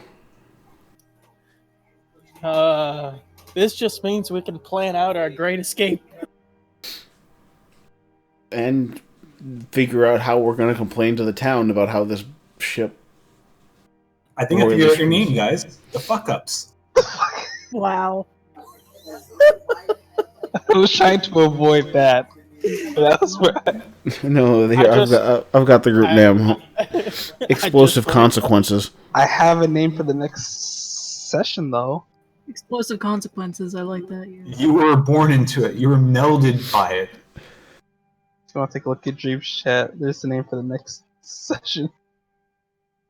God damn it! Now I gotta fucking make a longboat battle. Oh Jesus! I had very, very, very few occasions to where you all actually fight on, but Look who you're talking to. All we needed was a boat, and you couldn't give us some food. it You all just had to lined give up. us an asshole. If they would have apprehended you, you all would have been like stricken to do repairs upon the ship. You all would have definitely become crew. You would have been crew for a while. Well, indentured servitude is still another form of execution. No, it's not. As if Furion would have accepted servitude on a ship. If anything, he would have been like, "Peace out, man," and jump off into the ocean. Well, good job, guys. Oh, Jesus! You I don't have want to to be. force yourself. I don't want to be responsible for everyone dying. Yeah, your son's just getting arrested by the Yarrow. Well, the Yarrow's supposed to be on our side, so it's just like, so this guy was an asshole, and You blew up You the ship. threw an Disappeared. explosive on an Clara owned- did. We didn't do it. The child Wow. did it. Sacrifice a Hey, child, hey. guys. Hey! If this asshole can't read between the lines and see an accident when in an accident, then he's just lost. He was doomed to failure from the start. You wounded 3 people. You Collateral damage. There you go. There you go. That's our team name. Collateral damage. Oh my god. Collateral damage. Every day, we get slightly closer to Fairy Tale. What do we call you guys? Oh my God. Collateral damage. Wait. I got a better Yo. name. Liability. I mean, that works too. No one would hire us. Maybe Oh that's god. a good. Collateral damage. Oh my Collateral god. damage. Collateral damage. That's almost perfect. Why are you gonna do us like that? I didn't do shit. He decided I want to throw an explosive into the water and then shoot it.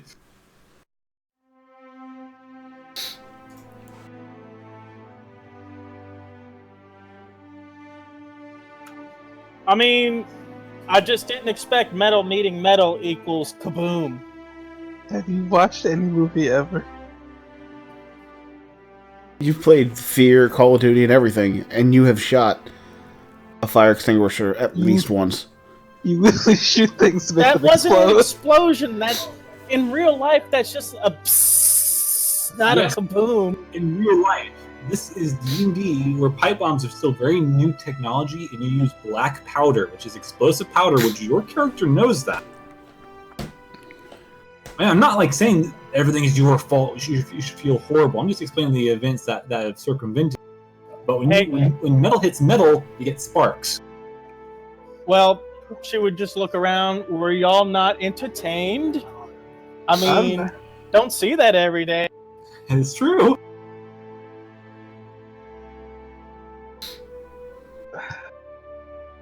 Now we gotta thrash them. Well, see y'all in 2 weeks.